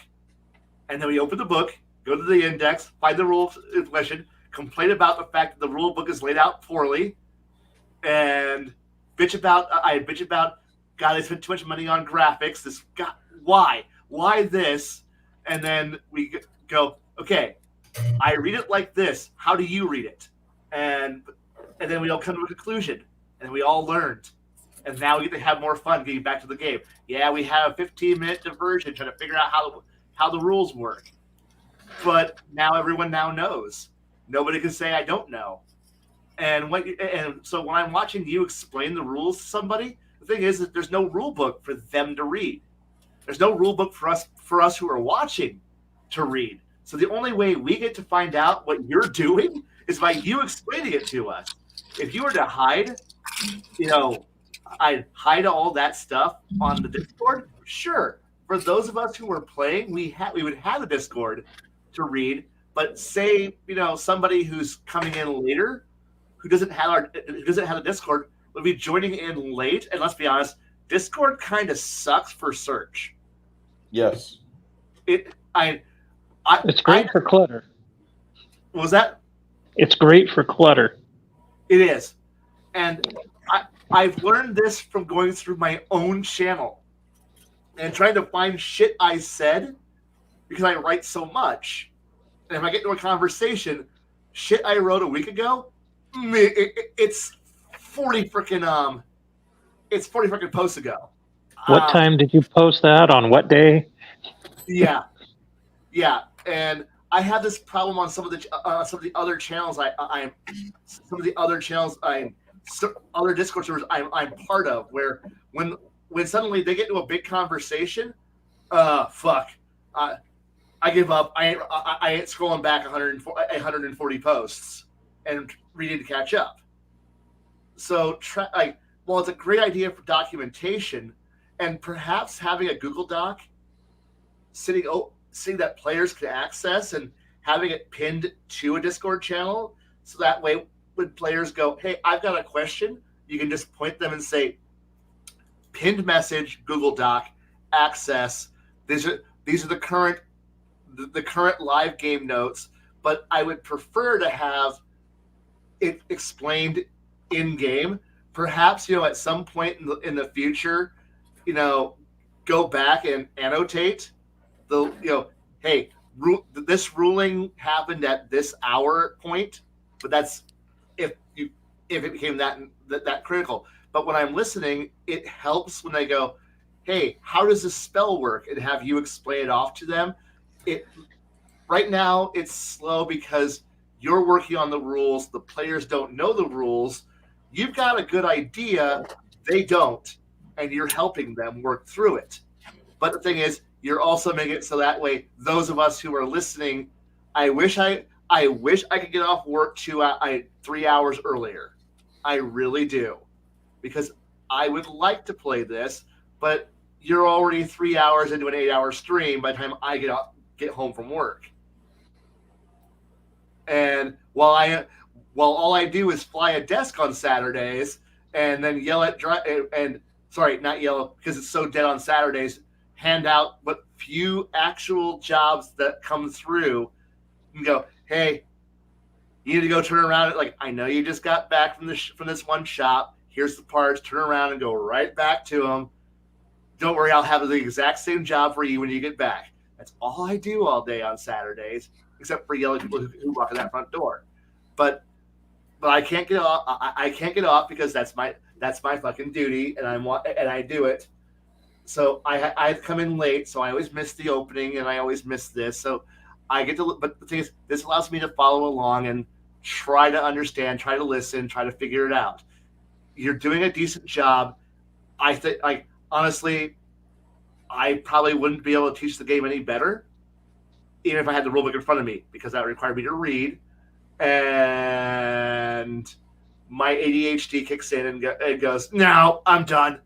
I think I read 3 or 4 paragraphs. I think I got this," and then I find out I don't, and everybody else goes, "You don't know what's going on, do you?" Nope. And then I hand people the rule book and go, "You figure it out," and I'll just nod in my head like, "Is this what the rules say?" And then to me, bluff check. Yes, that sounds brilliant. I'm going with that. And then I learn the rules as they teach me the rules, and now I'm the master GM who knows everything. I know. Wow, you do all this shit? Yes, I am the all-knowing GM who fucking bluffs this shit like I'm fucking. With a backlog of YouTube clip notes. Quick, between sessions. What the fuck did I say? Oh God, I said that? Oh no. I need to errata that very quickly. Next session. Guys, you know what I said last week? Yeah, don't do that ever again. Why? I read the rule book. Oh, yeah. That wasn't a good thing. Was it okay? Are you going to retcon what we did? No, but that rule won't work that way in the future. But say that with much more confidence and sound like you actually know what you're doing. And then figure out what you did wrong, and don't do it a second time. And then read, and then go back and read, because now you realize, oh fuck, I need to actually know shit. Fuck.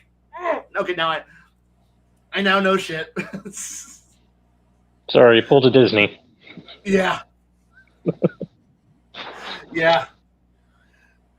But hey, the players, if you haven't broken the magic, and the players actually understand that you actually know everything, and they believe you're the greatest GM ever, you've done your job right. And Bruce, everyone seems to be pretty much on board with your game. So obviously, you either A, know everything, or you're doing a good job working on the rules as you go.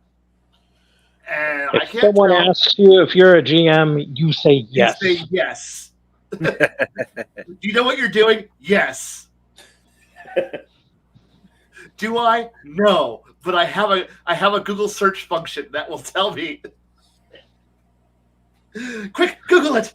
Oh, wow, you know so much about every game rule. Sure do. Google, Sure. help. Fuck. What the hell's going on with Bing? Damn it. Bing, tell me the truth, Bing. Do you know what's going on here, the AI? I'm here to help you. No, you're not. Shut up. Oh, I got a quick question. Go ahead. Kind of pertains to my game a little bit. I've kind of, at least when it comes to handling animals, I've kind of given the druid's job to the bard. Do you think that may be a little much for the bard, like a little powerful, or do you think that actually works with what he got already? Are you giving too many options to your bard? Like, what's the bard's primary job? Well, so far he's got 2: the buffing of players, the party, or the hurting of the opponents, or minusing at any rate, and the ability to soothe and tame animals is basically what he's got. Okay, so do you want your bard to be a Disney princess? Oh God! Okay, I see what you're saying. Because what you're going to have is your bard going out there onto the front porch of your airship and singing "Good Morning" to their flock of birds, or flying fish. Yeah, whatever, flying something or others. Scaly birds, feather birds, furry birds, bats, winged mammals, flying squirrels. I don't know, magical flying squirrels. It's a fantasy world. Winged insects. Flying badgers, something or other, and they're just going to sit there and just be like, la la la la la la. And now they have a flock of killer beasts. Remember, I'm going to rewind time to the very beginning of the rant where I said that, where I mentioned the 8th Air Force problem. Do you want the 8th Air Force problem? Do you want to have your bard sing like a Disney princess and then have a devouring swarm of pigeons come down out of the sky, out of the clouds, and devour an enemy? Actually, that's kind of metal. I want that. Really cool. Well, the way that game is designed, it's not technically outside the realm of possibility. I mean, you have an attack that after thinking about it, will slightly alter. I originally, you got to roll a percentile 1 to 100. That doesn't make any sense. It's a D10 times 10, so it's anywhere from 10 to 100. That makes a little more sense for that type of attack. Knowing how most players play, it won't be a Disney princess. It's going to be like a Death Clock metal band guy, and just being like, "Ugh!" And then suddenly, a bunch of bats come out of nowhere and start just devouring that poor bad guy. They're screaming. There's blood flying everywhere, and then a desiccated corpse lands on the ground, and they're like, "Yeah, it's pretty metal." And then they go back to whatever the fuck they were doing before the bad guy showed up, and it's like, what's going on here? Because I'm going to have a master. How big of an animal companion can they control? I was thinking medium, and the fish that you guys collected would be considered large. Okay. Is there a possibility for your bard to level up and continue to level up and create new things to summon bigger skyfish? I was thinking about allowing that as a possibility, but spirit focus points would have to be spent on it. You know what? That is okay. If I was playing the animal summoning bard, you better believe I'm going to go put points into that. If that was going to be my gimmick, just so that way I can do a sky version of Death Clocks Go Into the Water, where they summon all, where they're doing the concert on the shores of Danzig, and they summon all the killer whales and orcas and other weird shit and squids and leviathans from the deep. And that's one of my favorite episodes. Yes, and it's like, oh wow, what are you gonna do, Bard? As you're sitting here, you're playing, and your minions are sitting here doing your backup band and your drummers and your bassists, and they're all playing, and they're supporting your buff, so that way you're ready to go. And then out of the clouds, like, what the? They just summoned, some kind of infernal deathless sky leviathan. Its mouth is bigger than the enemy airship, and then just eats it, and then flies off. And you're like, yeah, that's what I'm gonna do. Meanwhile, all you hear is muffled screams of terror of the crew of the other ship that's been devoured as the sky whale dives back into the deeps of the clouds, never to be seen again. And you're just like, yeah, that's what I fucking do here. And, if that's the kind of shit you want, cool. I mean, I could see it. It could be fun. I mean, you're bypassing the ability of the druid having some whack job, wearing some leaves and some bark, summoning that shit. I mean, I'm okay with the bard, being Death Clock Disney princessing shit all day long. I mean, if you want Sky Moose to Kradish, go right ahead. I'm up for this shit. I would be fun to play.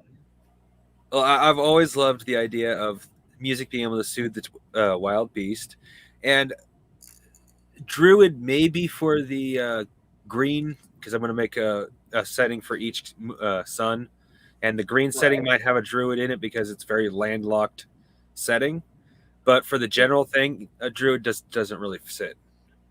But the thing here is that, okay, if you're going to put a druid in, what landy plant nature thing are you going to be working with? We really haven't seen a whole lot of land. Mind you, it was only a one shot, but land is very sparse. Plants are very sparse.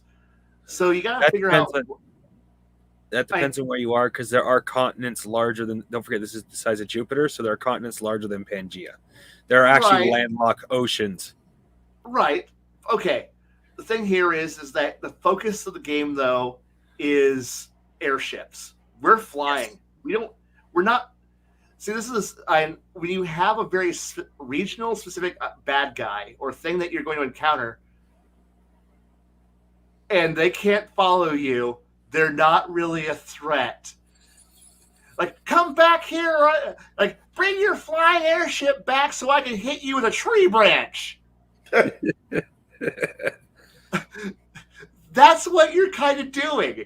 It's like, we here, like, when you're playing Traveler and you're at your TL-14 space, high guard space battleship, and suddenly the TL-7 guys who are flying around in early jet powered aircraft and are firing, and then you come up in your shuttlecraft. I see. You still burn the blood. You still burn the liquefied carcasses of dead plants and animals to fire your aircraft.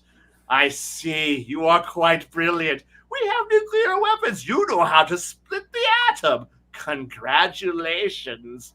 We are space people who now fire lasers that actually invoke dark matter. That guy that reminds me of the bad guys from I think it was Aqua Teen Hunger Force. The pixelated yes. In we will show you how we can jump. Boop.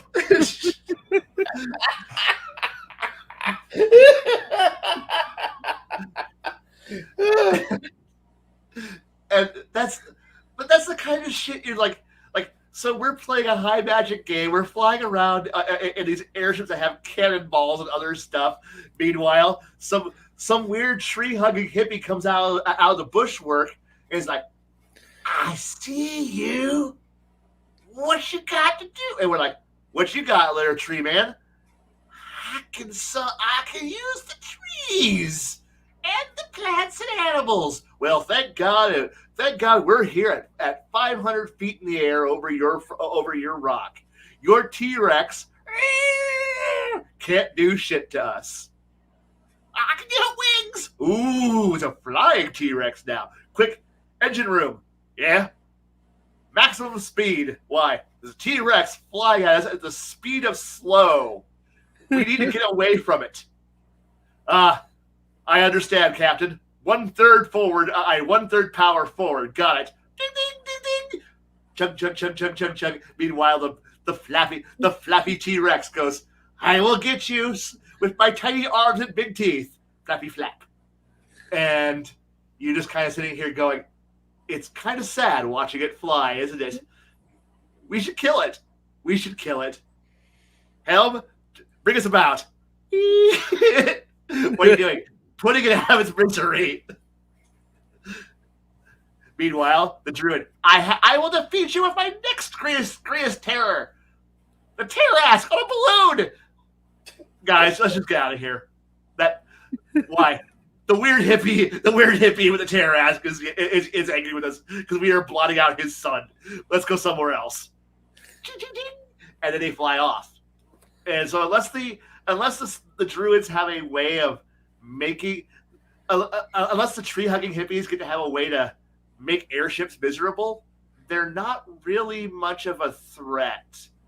Now, if they could do some poison ivy from Batman level bullshit, where they can I'm going to use a blowgun to spit an oak tree seed at you, an acorn. Boom! It lodges in your hull, and now I will use my tree powers to create tentacles. I don't know why you could do that, but roots, and it wraps up, and now you're wrapped in an oak tree. No, Kai's been reading my book. I mean, no, I mean that literally. That I didn't necessarily think of specifically as a druid thing, but that was one of the things I was going to write in for the Earth book because of. It's very animated. Like there's actually at one point one of the characters from One Piece actually shoots seeds that does all kinds of crazy things, including causing massive explosions.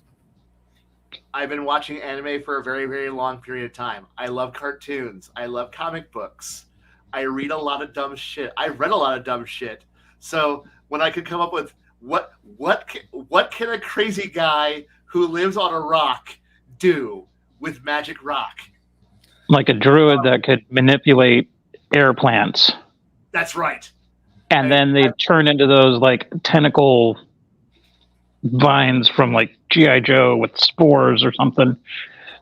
Oh man, the evil tentacle rain spores? Oh, those are horrible. Thank God we got Roadblock, our cook battle master who can outfight the tentacles.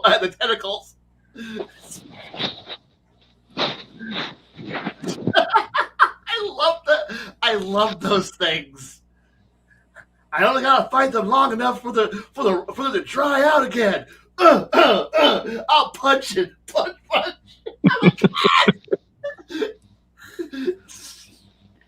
Once a man.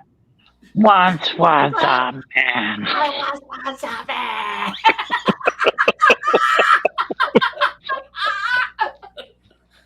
Cobra Commander is fucking amazing. I don't care. That movie has the best opening scene ever animated in animation ever. The fight for the Statue of Liberty is the best animated scene.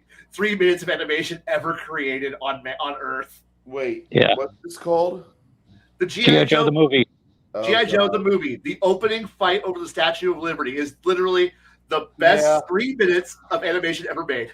I'll agree with that. Because where else you get to have Cobra parachuting onto the Statue of Liberty on the 4th of July and watching a Crimson Guard punch a camera guy, not the cameraman, the camera, and then shit going everywhere, and then G.I. Joe fucking explodes, and then it's just the fight starts. It's the best. Like, everybody gets a cameo in this opening. It's just beautiful. And somehow Duke can fly at warp speed from the Statue of Liberty to the Cobra helicarrier. It takes Cobra Commander 2 minutes to go from the carrier to the Statue of Liberty, but it takes Duke 20 seconds. by the timer on the bomb. Cobra Commander's slow and lazy on his death glider, but Duke's jetpack fucking beelines that bitch. He didn't realize that he had it on cruise control. I know. Cobra Commander just lazily. Well, I've got 3 minutes to drop this bomb off with the Statue of Liberty. I'm just gonna take the scenic route. Woo! Duke, well, fuck that shit. Boom! I'm like, I love cartoon physics. Cartoon physics are the best. Time is critically important until it's not. Duke's just like, what? I only got 20 seconds. I'm going to now use burst of speed and move at time for movement, and then sprint for 1 more extra movement. So therefore, I travel at way too fast. Cobra Commander, you can do that with your actions? Yeah. Fuck. Retreat. I should read the rule book. You should. Good guys. I learned to read. For knowing is half the battle. Bullshit. Our catchphrase is knowing is half the battle. G.I. Joe reads the rule book. They know how movement and action system works. You do not, Cobra. Damn it! Beaten by rule books again. Action economy is your friend.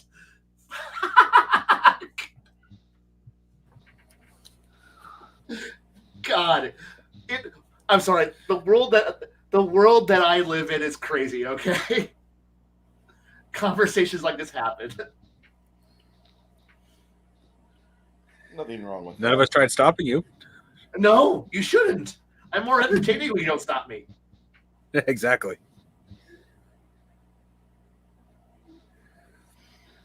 So it's just weird thing about the idea of like people actually running with the meta commentary that players actually do, at table, and think of what the people in the world are actually saying if they're actually treating the world like it's an actual role playing game, and they're just explaining, wait, you can do that? Yeah, right here.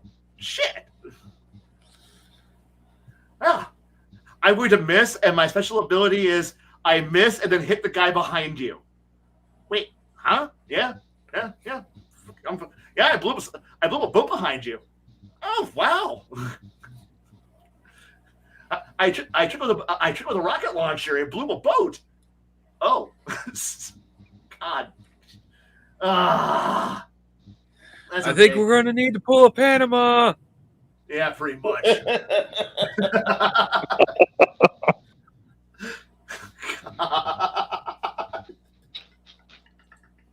Oh. Oh, I might have watched a G.I. Joe movie like a bazillion times growing up. So I've spent more time playing or watching G.I. Joe than I actually spent playing Star Wars D6. I can believe it. And that's the sad part because I didn't exceed that until like a couple years ago. Yeah. I played a lot of Star Wars D6. And I actually was considered one of the better GMs for it in Decatur when I ran there. They really liked it. But man, I came real close to. Sorry. No. I really enjoy that system. It's such a nice, elegant little system. It is. I actually came close to winning that from Max's crap giveaway, but I didn't. Though I did win Paranoia. Nice. That's a good game. Good game. Have you started to put together a group for that or no? Well, I haven't even gotten the book yet, so. Okay. Let us know whenever you get the book and you're putting together a group. Now go slay some mutants and commies. That's Yeah. right. And fight and not know what clone you're on. The most important part of the game, not knowing what clone you're on. I love that rule. I love that mechanic. It adds that sense of danger. Like, I could die, it'll be okay. Or I can't. Oh no. I'm always on my last clone. No, you're not. Yes, I am. Damn it. Consult the computer. What computer? What clone am I on? I'm not telling you. You're not clear for that information. Damn it! Somebody, quick! Hack the computer. The computer's not approving this. Poof. The theory crafting behind that game is just maddeningly brilliant because it could be done as like a very like grim and glum game, or you could run that in the most joyously carefree way possible, and the players can either be butthurt or they can just roll with it and be like, hey, we're going to try to make the best out of these clones. Deep down, I still want to film a Paranoia movie in the same place they filmed Space Mutiny. Oh, that would be so cool. Just reconstruct the sets for Space Mutiny and run Paranoia in a recreation of that set. One of my favorite parts about Paranoia is they said, we do not have an example of play, but what we have is an example of how another role-playing game would be played if they were playing Paranoia. And so the party ventures down the corridor and they get to an orange door, and the red fighter goes up to the door and he just can't quite figure it out. And the orange rogue taps him on the shoulder. Hold on, I got this. And the orange wizard and the blue cleric kind of shrug their shoulders. The red fighter not knowing what's going on. And then finally the orange rogue knocks on the door and a bugbear answers. And the orange rogue gives him a hand signal, some sort of secret handshake. And the bugbear nods. And he lets him come on in. And so the orange rogue says, plus my buddies. All right, fine. And so all four go through the door.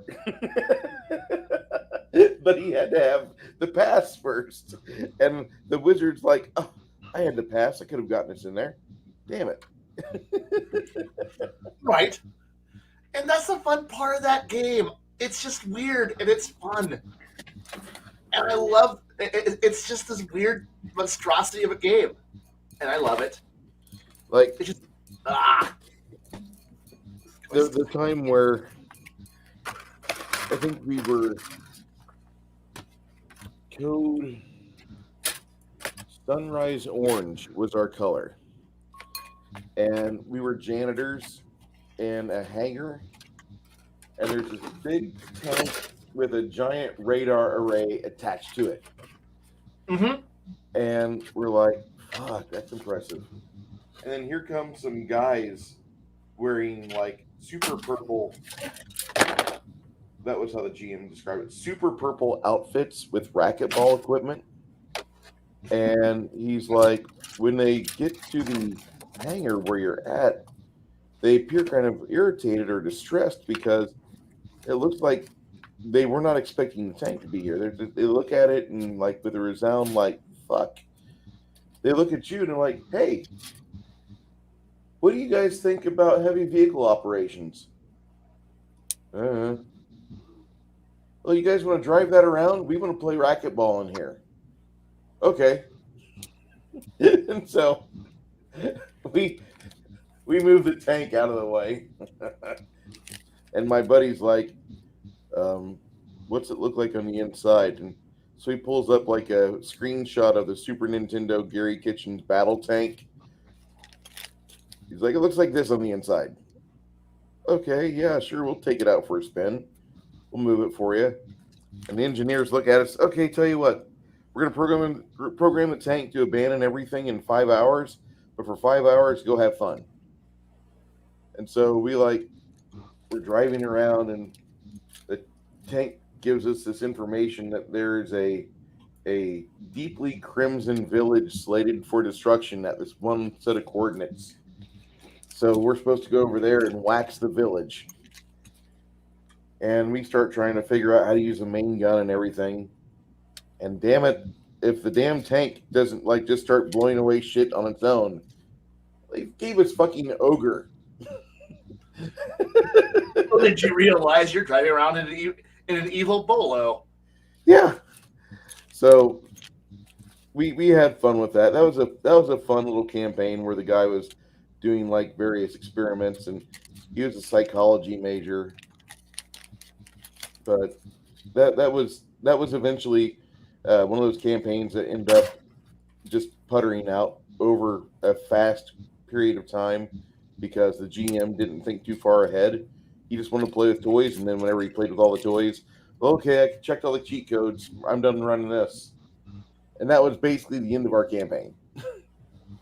That happens. I would like to say they don't, but it happens. Yeah. I also believe I'm winding down on this one too. I'm sorry, guys. I was trying to prolong the conversation. No. We've done pretty solid. 4 hours of high energy work. I'm good. We're doing good. It's great. It's almost 2. Well, it's actually 1:30. But hey, it's still good. Yeah. I want to thank Six Nation, 31 Kings, and Cracking Gamer for holding my for allowing me to bring him in. Because I said before we ended the last session, like, hey, if you guys want to come in, and talk, we can talk. I got no problem bringing in you guys. I'm sorry we didn't get to the meme review. That's okay. Well, There's so many we can go over some fast memes real quick. Oh dear God, there's so many of them. I'm going to go back just 30 memes. They're exponentially growing. I don't help. I usually drop in anywhere from 5 to 20 at a time. I do the same thing. I mean, go right ahead.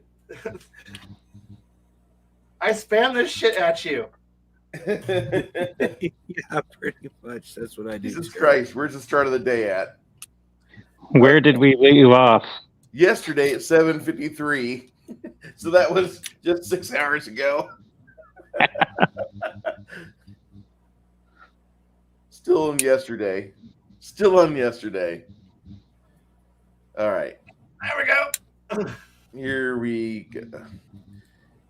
A vagina is just a butthole of things. Until next time. Next time, ass-pipe. The party gripes about not being warned before the next deadly encounter. All session long, this is me. Stop. This is a stop sign. Please stop. If it works, don't touch it. Seriously. I've seen this in Washington, Illinois before. The dust is holding it together. Do not touch it. Structural dust. Structural dust. Bikers for Trump. Bikers for Biden. Canadian therapy dog. Yep. Dark but approved. Here's people in 74 thought autonomous cars would be like Herbie. And what the autonomous cars are actually like. Proper use for Volkswagen Beetle. Anime. Netflix. Nice being bad I 3 days. swear that the Netflix Naruto looks like he's got Down syndrome. He does. Naruto with Downs. Awesome. Going 34. Like, no exceptions, man. I watched it for the plot. Yup. Who would win? Stab it or Gutty? Mm. I have a love for French lops. I'm going for Stabby. Stab it. Yeah, Stabby can throw the knife at Gunny, and he'll be unable to shoot with his paw. If you Disabled. stab your foe in the hand, he cannot press a button to kill you. So why do you feel the need to drop Fifth Luna on Iron, Lassa, and kill millions? Tucker, as an Earthnoid, your soul is obviously weighed down by gravity. You do not understand the ideals of a space noid. It goes back to UC001 when the space... Yeah, it's a Gundam comic reference there. Yes. God bless him. Plot twist. King. Queen. Prince. Oh, no. Wait a minute. Wait a minute. Tap on the screen.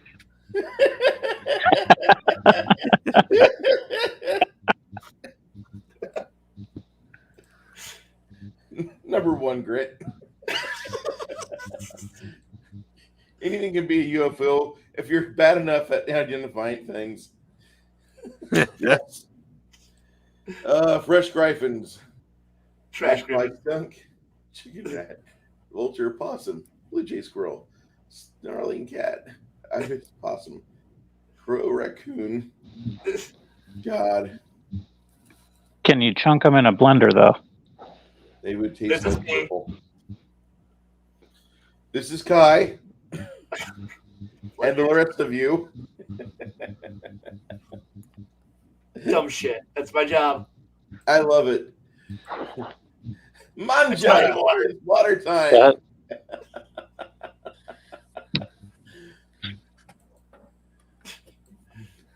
Have you tried giving up and using Oh, God. fucking Clippy? If Clippy was free, I would use Clippy. It would too. God, I can't forget Clippy now. It's all coming back. He gives his silliest battles to the most tragic of clowns. Yup. Me delivering fresh memes to my friends. Thank you. I love you. Yep. Have an original idea? Look it up on Google. It was already tried by Lockheed or Soviet engineers in the 60s. Every fucking single time. God damn it, Lockheed. Me hanging out. I'm hanging out with a tiny man in my head that tells me to shoot people. Wow.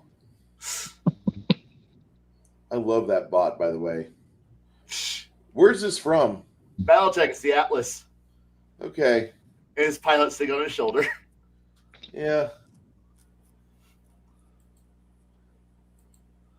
Oh, well. That pamphlet could have saved my life. Oh, well. Happy endings? There are no happy endings. Life is an uninterrupted series of humiliating failures. Really? Right in front of my lump sum from J.G. Wentworth? Mm-hmm. The AA-12, years of designing and testing and making a rugged, reliable automatic shotgun. Saiga 12, hey Ivan, let's make AK shoot shotgun bullets. God damn it.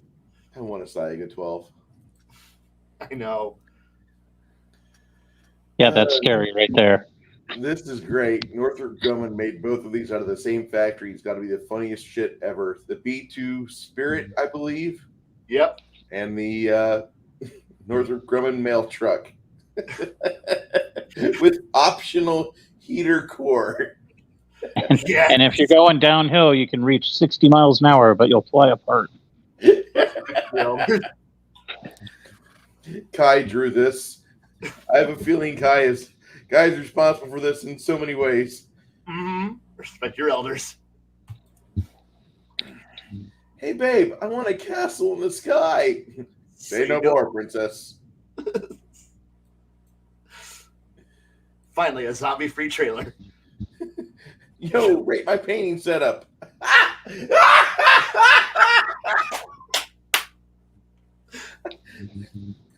Get me my Canadian-made retriever. The Wrath of Butter Pecan. Revenge is a dish best served cold.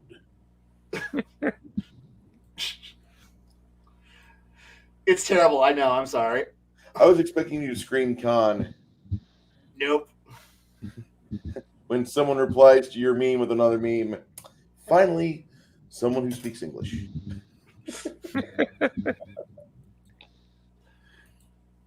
Cut the head off one. Cut it off one head, and two more shall take its place. That's right. Julian can be so. How do you handle your medical officers? Oh, God. I turn mine off. I turn mine on.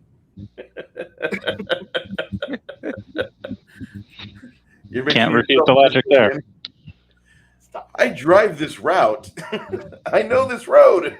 You bring yourself miserable again. Stop that.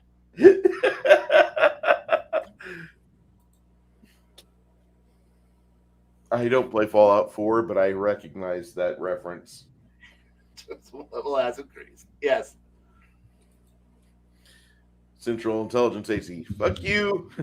Department of Justice. FBI. Fuck you. National Park Service. You're cool. And fuck you, I'm out. ATF. Yep. Poop alone? Poop with friends. I'm going to go to work on Monday and take a marker with me. I'm going to decorate the interior like that. Just like that. Poop with friends, poop alone. I'm the ugliest vehicle ever, says the Pontiac something or other. Hold my frappe, says the I can't believe that's a truck. I know. It's so horrible. Looks like something from an 80s futuristic movie. Corporations In be a bad way. Please don't form a union. Morale is low. Quick pizza. Ouch. I love this. How did a company that makes pumps, stations, and equipment for sanitizing poultry plot Like a tin can for humans.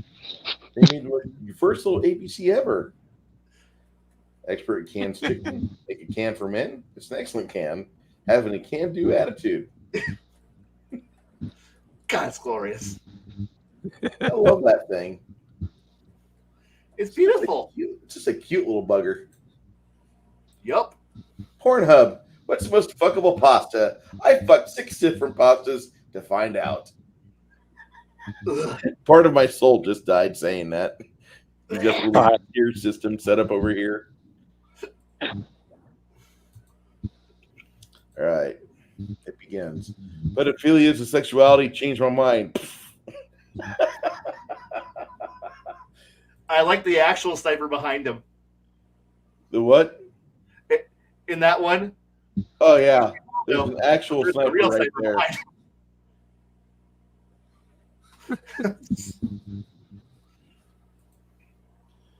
Throughout the entire story, Legolas speaks but one line to Frodo, "And my bow."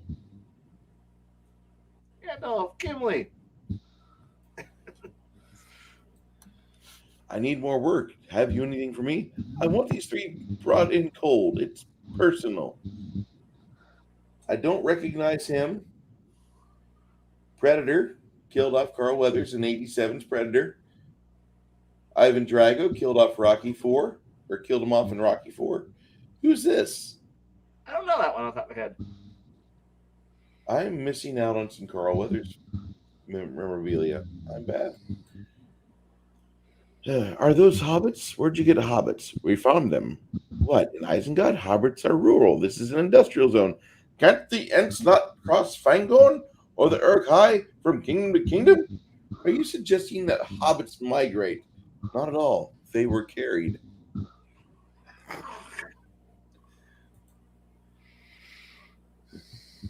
When Thorin gave Bilbo the mithril chainmail shirt, he said it was made for an elven prince. The only elven prince that was born in any of the 4 elven realms since the founding of Erebor is Legolas. So Frodo is wearing Legolas's baby clothes in Lord of the Rings. Ah, Wow. yes. This +3 magical short sword grants you a +3 to your initiative rolls. It's so sharp it causes no pain to the victims. They just don't realize how badly they're injured until they see their severed limbs lying on the ground. The cursed variant falls out of normal sheaths. Any fumble could prove fatal to the user. Missing fingers and toes are quite common. For the goddess's sake, don't try to shave with one. It's nearly suicidal. The Gnome Depot. Again, from the Gnome Depot, the big stick of history. Magical +3 Great Club grants the user advantage on history checks. Also grants the user a pass without trace as a bonus action as long as the item's in their hands. The Cursed variant makes you an extreme blowhard, seeking to be the center of attention. You try your hardest to be the bride at every wedding and the corpse at every funeral. Big stick. I love that. Dude, that's classic. Thumbs up for you. Thumbs up for you. It's beautiful. I resisted the strong urge to just add to Bruce's list since I knew you wanted to get to bed, Kai. I do. We'll do this again soon. Me and Jack might pull it off on Monday where we go back in time and do more meme review. For those of you guys that are still here watching us, I appreciate your dedication.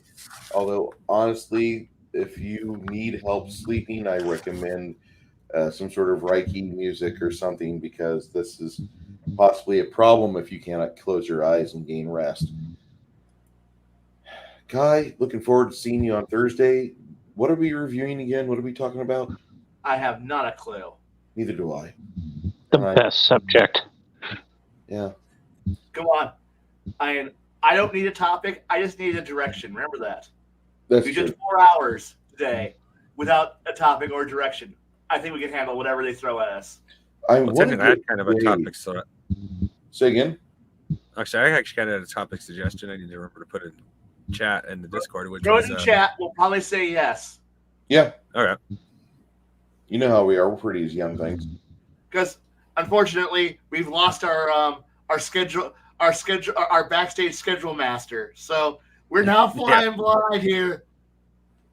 But it's Fine, we're doing okay. Just don't look at the instrument panel.